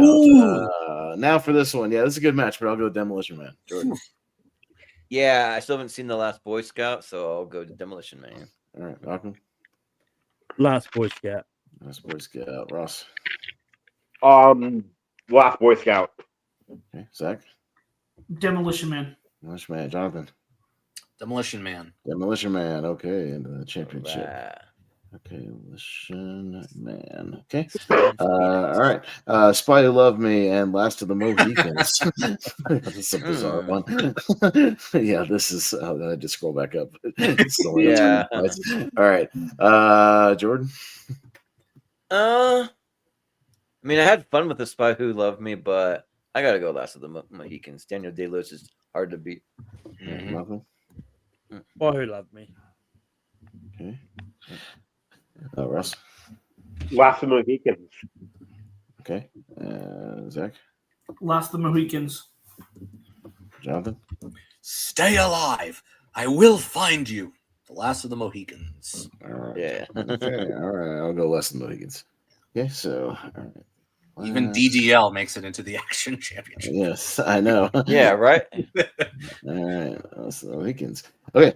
Die Hard 2 and Casino Royale. Malcolm. Casino Royale.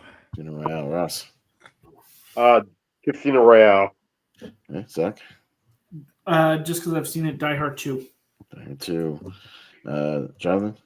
Man, damn justice for To Live and Die in LA. Casino Royale.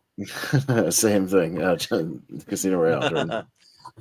Yeah, recently I watched a different Casino Royale for the first time. It's like a parody of Bond movies, but I heard I'll that go was with really bad.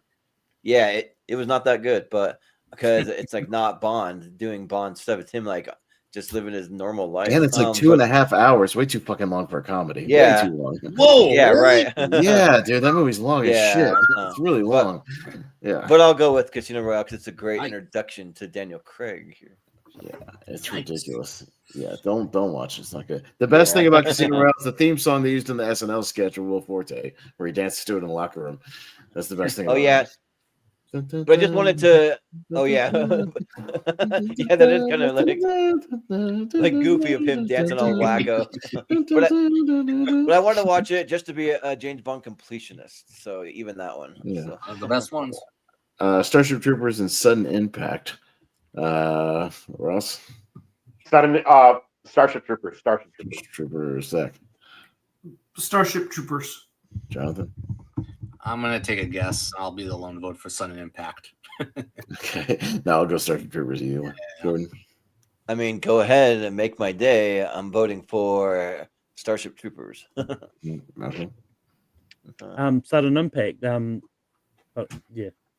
Okay. Oddly enough, though, me and Ryan Permison did a watch along to Sudden Impact, which he just needed somebody to do it with him, so I did it with him. And we didn't talk about Sudden Impact almost at all, and we got almost 2,000 views on the video.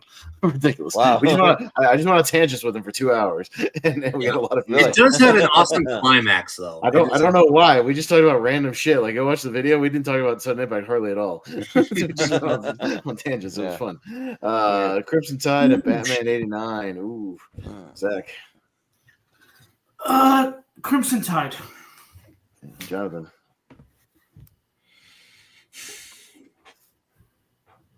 Crimson Tide. You know what? I'm going to do it for Hackman. Crimson Tide. Jordan. Let's Dance with the Devil in the Pale Moonlight. Batman. And Malcolm.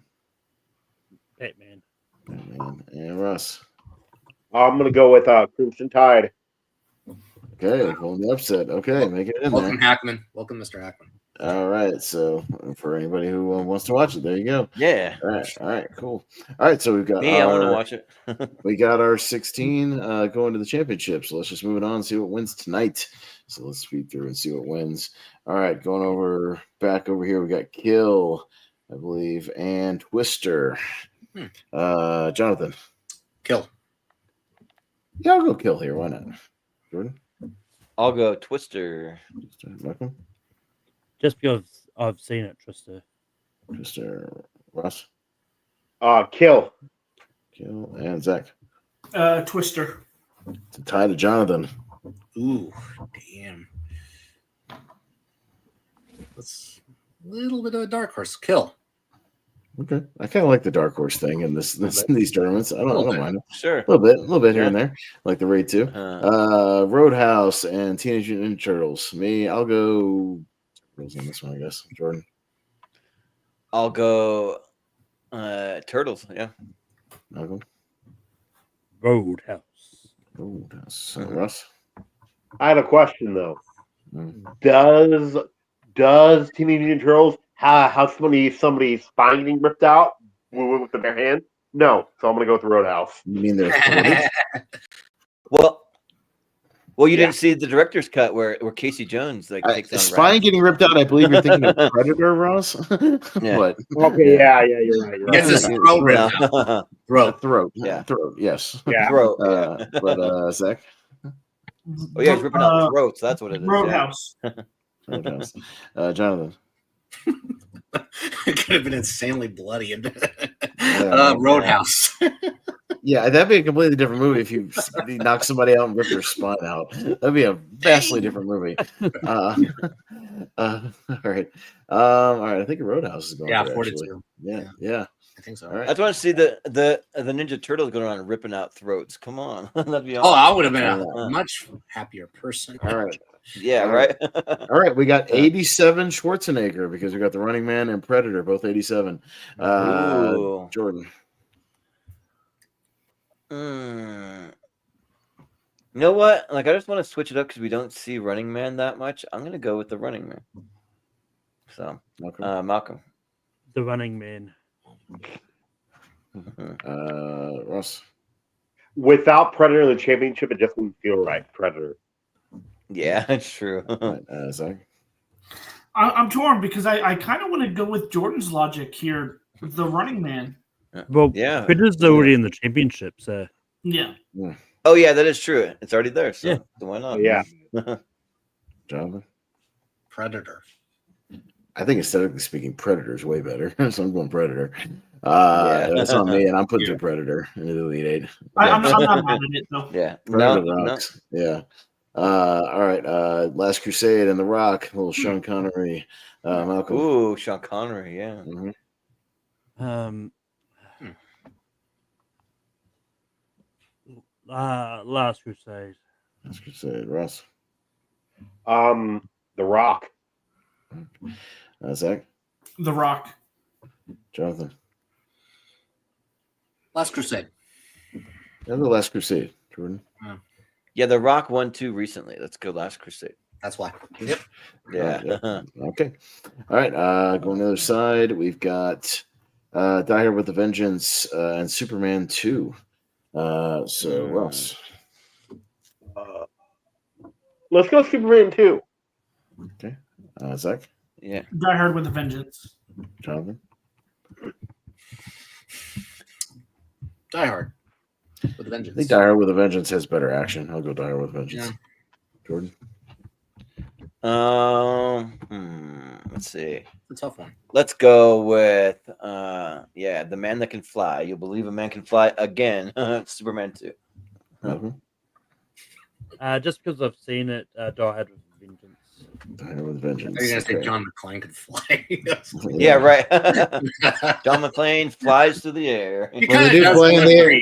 They do fly in the air at that ending explosion that they should have died in. But yeah. Yeah, right. Yeah, they should have died. The Fugitive and Demolition Man. This is a 93 matchup.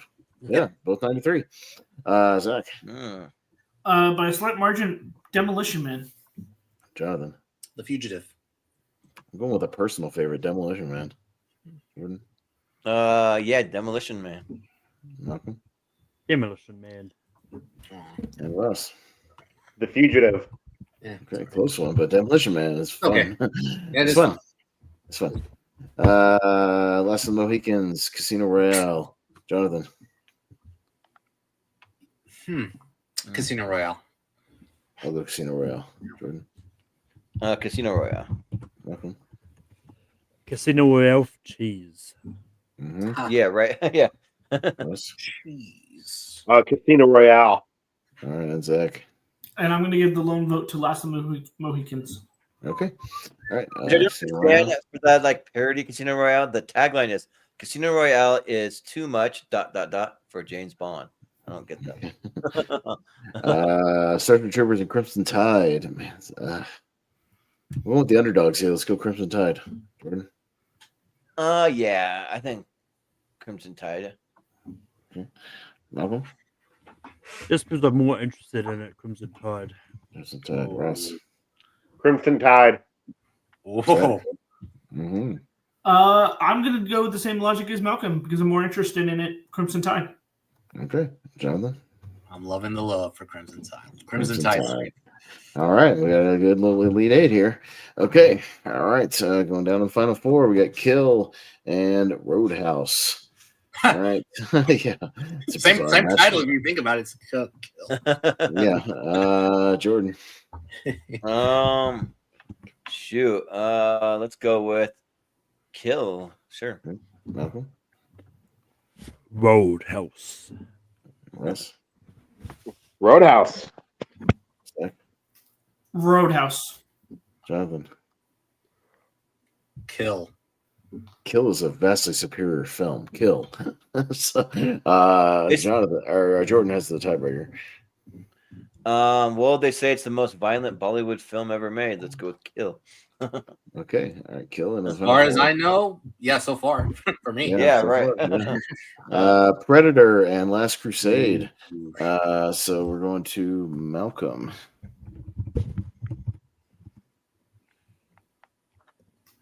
I say they both have on a tournament before, so I'm going to go Predator. Ross. Predator. Zach. Predator. Jonathan. Stick around. Predator. Knock knock. Predator. Jordan. If it bleeds, we can kill it. Predator. Predator. Have you seen the musical version on YouTube? No, there's a musical version. There's a funny musical. Okay. Oh, nice. Die with a Vengeance and Demolition Man. Ross. Die Hard with a Vengeance. Okay, Zach. Demolition Man. Jonathan. You know what? I actually like Demolition Man a little more. Demolition Man. Demolition Man. It's in my 128. Yeah, the future isn't big enough for both of them. Demolition Man. Yeah. John Spartan's a great name for a hero. Yes. Yeah, right. Yes, it is a good name. And Simon Phoenix is a great name for a villain. Yeah, Simon Phoenix and John Spartan. That's great. Yeah. Spartan, Phoenix. Die Hard with a Vengeance. Okay, close, but Demolition Man. I'm liking this final four. I like it. Yeah, right. So far. Yeah, I like it. Casino Royale and Crimson Tide. Zach. Crimson Tide. Crimson Tide. Jonathan. I love Casino Royale, and I really like Crimson Tide. I'm going to go for the underdog. Again, Crimson Tide. Yeah, I'm going for the underdog here. Crimson Tide. Jordan. I'm going to go for Casino Royale. Malcolm. Just because I've seen it, Casino Royale. Okay, and Ross. Crimson Tide. Crimson Tide in the final four. Okay, so all right. I like this final four. It's unique. I like it. Unique stuff here. I like it. All right, Jonathan, we got Kill versus Predator. Predator. Yeah, I'm going Predator. Jordan. Let's see.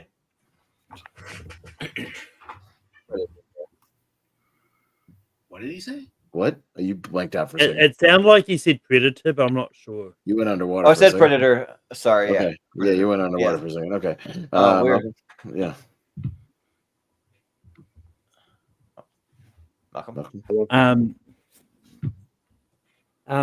Yeah, just because. Yeah, Predator. Just because I've seen it. Okay. Russ. Predator. Predator and Zach. Predator. Predator into the finals. All right, Demolition Man and Crimson Tide. Me. Can't do it this time. I'll go to Demolition Man. Jordan. Oh man.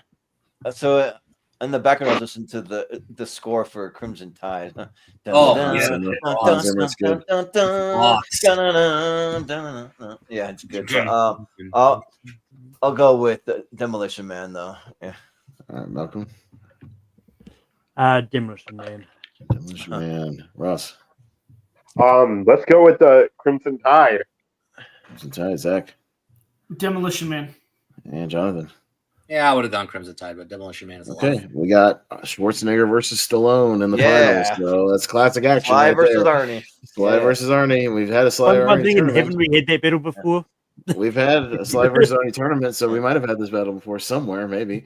It's possible. But Predator versus Demolition Man. Jordan. Just because these are both going to be in the championship, I want to champion Demolition Man. Demolition Man. Malcolm? Just because I think Predators won a tournament, Demolition Man. Yeah. Ross. Demolition Man. Let's get it there. Yeah, let's do it.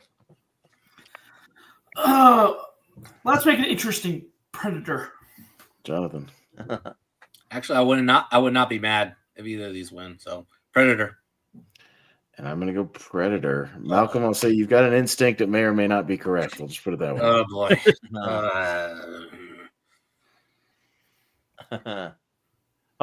Wait, I've got the tiebreaker. Yeah. Demolition Man. Okay. Yeah, let's go. Well, and I'll say this. That Taco Bell commercial. Come on. And I'll say this, Malcolm, Predator has not won a tournament ever. What?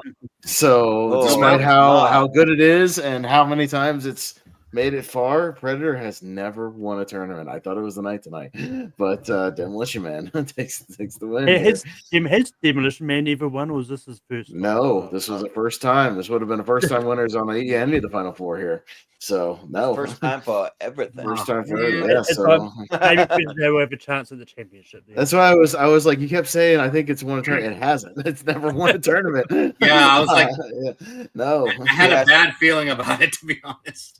Yeah, no, I mean, don't don't get me wrong. But Demolition Man is really good. Demolition Man is in my one. I love it. It's really, really good. So I'm not mad about it. It's just but yeah, Predator. I was kind of thought it was his night, but it is what it is. All right, the Blu-ray. Takes it. Okay. Oh yeah. There's still time for Predator in the championship. You know, it's an all-timer. So we'll see. And when we get to 89, eventually, the latter series or 87. Yeah, right. 87, right? 87. That's a tough year. That's a good year. Yeah. It is. Yeah. Yep. So yeah, that'll do it. So that's part 3 of 4 in the book. So this was fun. We had a few all-timers in here. We had a lot of repeat people like Clint Eastwood and I don't know, like just a bunch of the same actors that kept popping up in a lot of different things. And it came down to 2 all-time action stars. So yeah, it's fun. But yeah, we'll do it. So we'll just do some quick plugs. Oh yeah, and also shout out to all the James Bond movies. We had a bunch of Bond movies, yeah, we'll do some plugs and that'll be it. So we'll go to Malcolm first. What do you got going on? Yeah, you can find me on Take 3 Productions as those to Ancham every Sunday. This coming Sunday, we're doing top 12 action movies of the 2020s. Both Austin and Jonathan will be there. Nice. Did you add Jonathan to that? I'm still yet to. He only confirmed it this morning.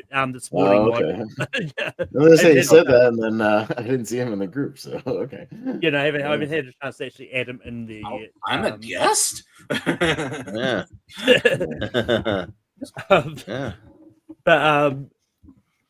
But you can also find me on my personal channel, Middle Earth Media, as I host Spare from the Past.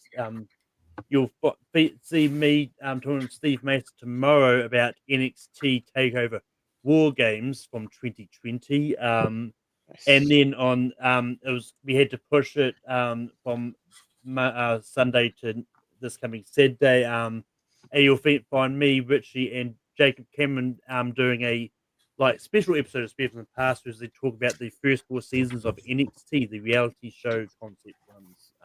But yeah. And I pop up here and there from time to time. So That's good, yeah. And we'll go to Ross. What do you have Yeah, going you on? can just find me on my channel, Mega Movie Scene, and I'm gonna be here too. So yeah, yep. We were just like taking a break for the week because like for personal reasons, and also too like just like we just had done like with hefty awards coverage. So yeah. Yeah, that was a lot of stuff going on during award season. Yeah, so yeah, cool. And then Zach, where can Yeah, we find you? you can mainly find me on YouTube and Letterboxd at Movie Fan Z. You'll see me here on Friday for part 4, and then for the championship, which it's looking like some good movies to watch for the championship now. It I have like is, yeah. 5 right now for first time watches, but also other than that, multiplex. I have a huge match coming up. Lights Out Trivia, Pierce Co, and on this channel. So Yeah, sounds good. Yeah, and Jonathan, where can we find you?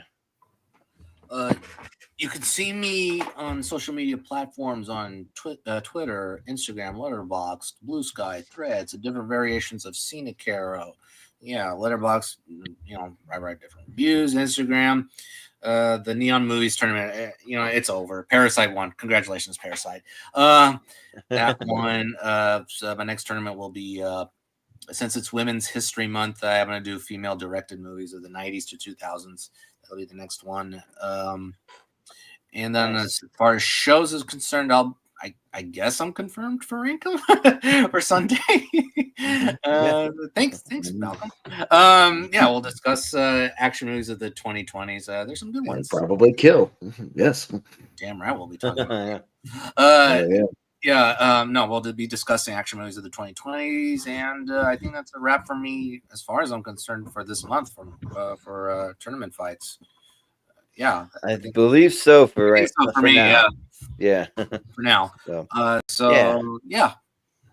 that's it. Yeah, thanks for having me. It was a good time. Yeah, sounds good. And then Austin, what do you got going on? Yeah, no, we got Lonely Marks this week. We'll be talking AEW Revolution, a little review of that. Yeah, like I said, Ryan Permison on his And I Quote channel will be doing a Teenage Mutant Ninja Turtles from 1990 watch along, little anniversary watch along. Nice. Right before the part 4 action on Friday, so I'll be here in time for that. Cool. Then our monthly mistake, myself and Wolfman, Saturday night, our monthly mistake drinking game watch along for Leprechaun in Space. Is Saturday night in honor of St. Patrick's Day. We always do a Leprechaun movie, so Leprechaun in Space is up next. So I'll be there. Yeah, rank him on Sunday with Malcolm, and then I got all kinds of shit going on. So I got a busy couple weeks. Nice. Yeah, we got a decent amount going on the channel. You can find all our social media down in the description. Movie Hero 2121, Jordan 83616, and the Movie Hero Network on Facebook, the group. You can go post your heart's content if you have any projects you're working on. If you have a YouTube channel, you can post there, and then we'll share it out, and we'll tell people to subscribe and all that fun stuff. We'll support each other over there. And then we do have a trivia match coming up this next Tuesday. Finally, we got it confirmed.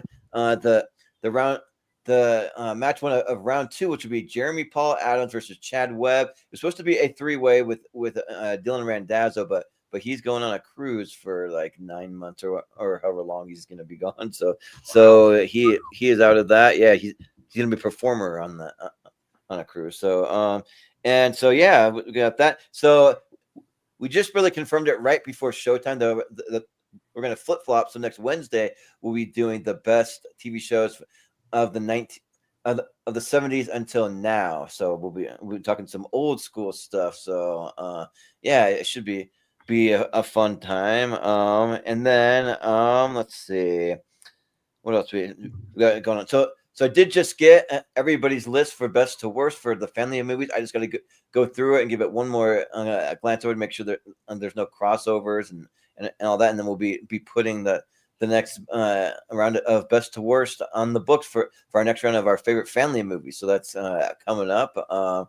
And then as far as any more trivia goes, the next one that I want to try to do after this is some music trivia if I can get enough people. And then we're also kind of trying to think of an exhibition match which I was thinking maybe doing like an Oscar Seen and Heard, where it's just all movies that have been nominated for Oscars, possibly. So that could be one that we're toying around with if anyone's interested. And then I think just what we have going on for tournament fights and tier ranker will just be the next round of our best action movies will be Friday. That'll be part 4. And then I already mentioned that the 70s and earlier TV next week. We have our next 64 unique tournament fight winners coming up. So that's going to be soon. It's going to be a week from Friday. So I got that. And then our action movie championship will be Tuesday, March 25th. So that'll be at the end near the end of the month. And then we have Austin's birthday episode that's going to be in all Godzilla movies, all the Japanese ones. And I actually confirmed everyone that's going to be on. We're going to have Ross on because he's actually seen a pretty decent amount of Godzilla movies. And then we got JPO, we got Jacob Cameron, and then Alan Shepard. I even invited if he wants to have his son make any cameos because they're watching all the Godzilla movies and they have some great chemistry there. So it's kind of up to him. I just kind of left it open if he wants. And to I do think that. JPO is just coming on to vote on the posters, which is totally fine. I said he could do that. yeah, I think so because when I asked him, he's like, "I'll be right back. Let me check something really quick." And maybe he went and consulted with you. And No, it's he's fine. like, I literally just said like they all have. I'm going to pull all the Japanese posters and they're dope posters. So you can even just vote on the posters if you want to. I'm totally fine with that because they're awesome. Yeah. AKA Yeah, so- me, this whole tournament is just me forcing a Godzilla movie to win a tournament by force. So Yeah, with my alright. birthday Well- episode, that's fine. Well, as soon as we get to next Friday, then I'm going to start watching some of those Godzilla movies. So yeah, but Either go to Max or my Voodoo, Jordan. You'll see a whole bunch of them on either one. Okay. So go through Nice. that. Or Sounds just good. let me know. I'll tell you which 2 or 3 are the kind of the better ones. Yeah, right. Yeah. That sounds good. And then at the first of the month, we have a best family movie tournament right at the beginning of April. And then we'll be doing our best TV shows of all time. We're finally going to get there on Friday, April 4th. So that should be a pretty big one. And then Malcolm Lay has his birthday episode coming up on Tuesday, April 8th. And he'll be doing best spoof / parody movies. So we'll be talking some comedy for that. And then we have the Battle of the Hulks, which will be Mark Ruffalo versus Ed Norton versus Eric Bana. So it'll be just those 3. And then we'll be getting back into our ladder series, which Jonathan will be a part of next month, which will be the best movies of 1995. So we got that going on. And we have best movies based on a book too. So we're going to do a 3-part series, which I'll be. we're going to yeah, you'll be part of that too. And we're going to have to be a little picky on what we have and just narrow it down to what we think is probably the best one. So it'll be tough, but yeah, because even at 128, there's probably double or triple that of like movies based on a book. But, I don't think there's that many. You know why, Jordan? I think there's probably like 5 or 6 times more than that. There's a lot more than you would think. Yeah, there's a lot. Yeah, so we'll have to go with like the all timers, but maybe even 12 times more than that. Yeah, but and then also I'll just throw up my birthday episode. So anyone who wants to be on, I mean, I want to have probably about 9 people or so because I want to have enough to have 6 of us on the side, and then however many can fit in the green room. So it could be maybe up to 10. But I'm gonna be doing the King of the Movie Mountain, so it'll be a fun game where there'll be a theme, and you just have to just throw out movie titles and see if you can figure out what the theme is for the episode. If you get it right, you move up the ladder. If you get it wrong, you move down. And like you'll be surprised. Like you may just be like, oh, this is kind of goofy, but you'll be surprised how invested that you actually get after a couple rounds. Like I played this before off air, and it gets like pretty fun. So yeah. And then I'll just throw in because I haven't really so far. The next thing we have going after that, we're gonna have Matt Majot is doing his top 128, so that'll be in early May. So yeah, I'll just throw that because he has not done it yet. So yeah, but we'll do it for us tonight. This was a lot of fun. I've been loving all these mystery tournaments, and we'll definitely have more of them coming up soon. So I just didn't want to do too many months in a row, but we'll get to a drama one, we'll get to like a family one, a sci-fi fantasy one, all the other genres. So yeah, but yeah, that'll do it for us tonight though. So we'll call it good, and we'll say for Malcolm Lay, for Ross Bristow, for Zach Shelton, for Jonathan Caro, for Austin Pez Howell, I've been Jordan the Movie Hero Anderson, and we'll see you next time. The maniac hijacked a bus with 30 passengers on it. You want to share it with us? Phoenix. Simon Phoenix. You're under arrest. Is it cold in here, or is it just me?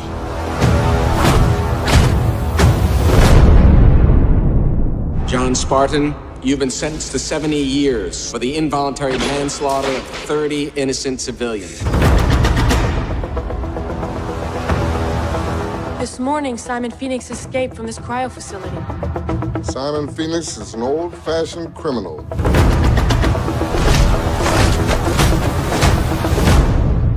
We need an old-fashioned cop. How could a man be so blatantly sadistic? It was fun for him. John Spartan! They defrosted you just so you could lasso my piddly ass. I've been dreaming about killing you for 40 years. Keep dreaming. What I wouldn't give for some action.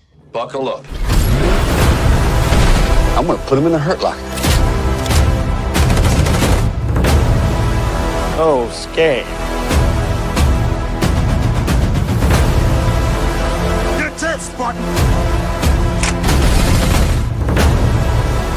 Regrets this the rest of your life. Both seconds of it.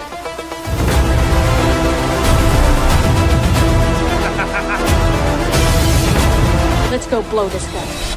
Away. Blow this guy away. Whatever. Oh, hell. Give my eyes, John. I'll see you in hell.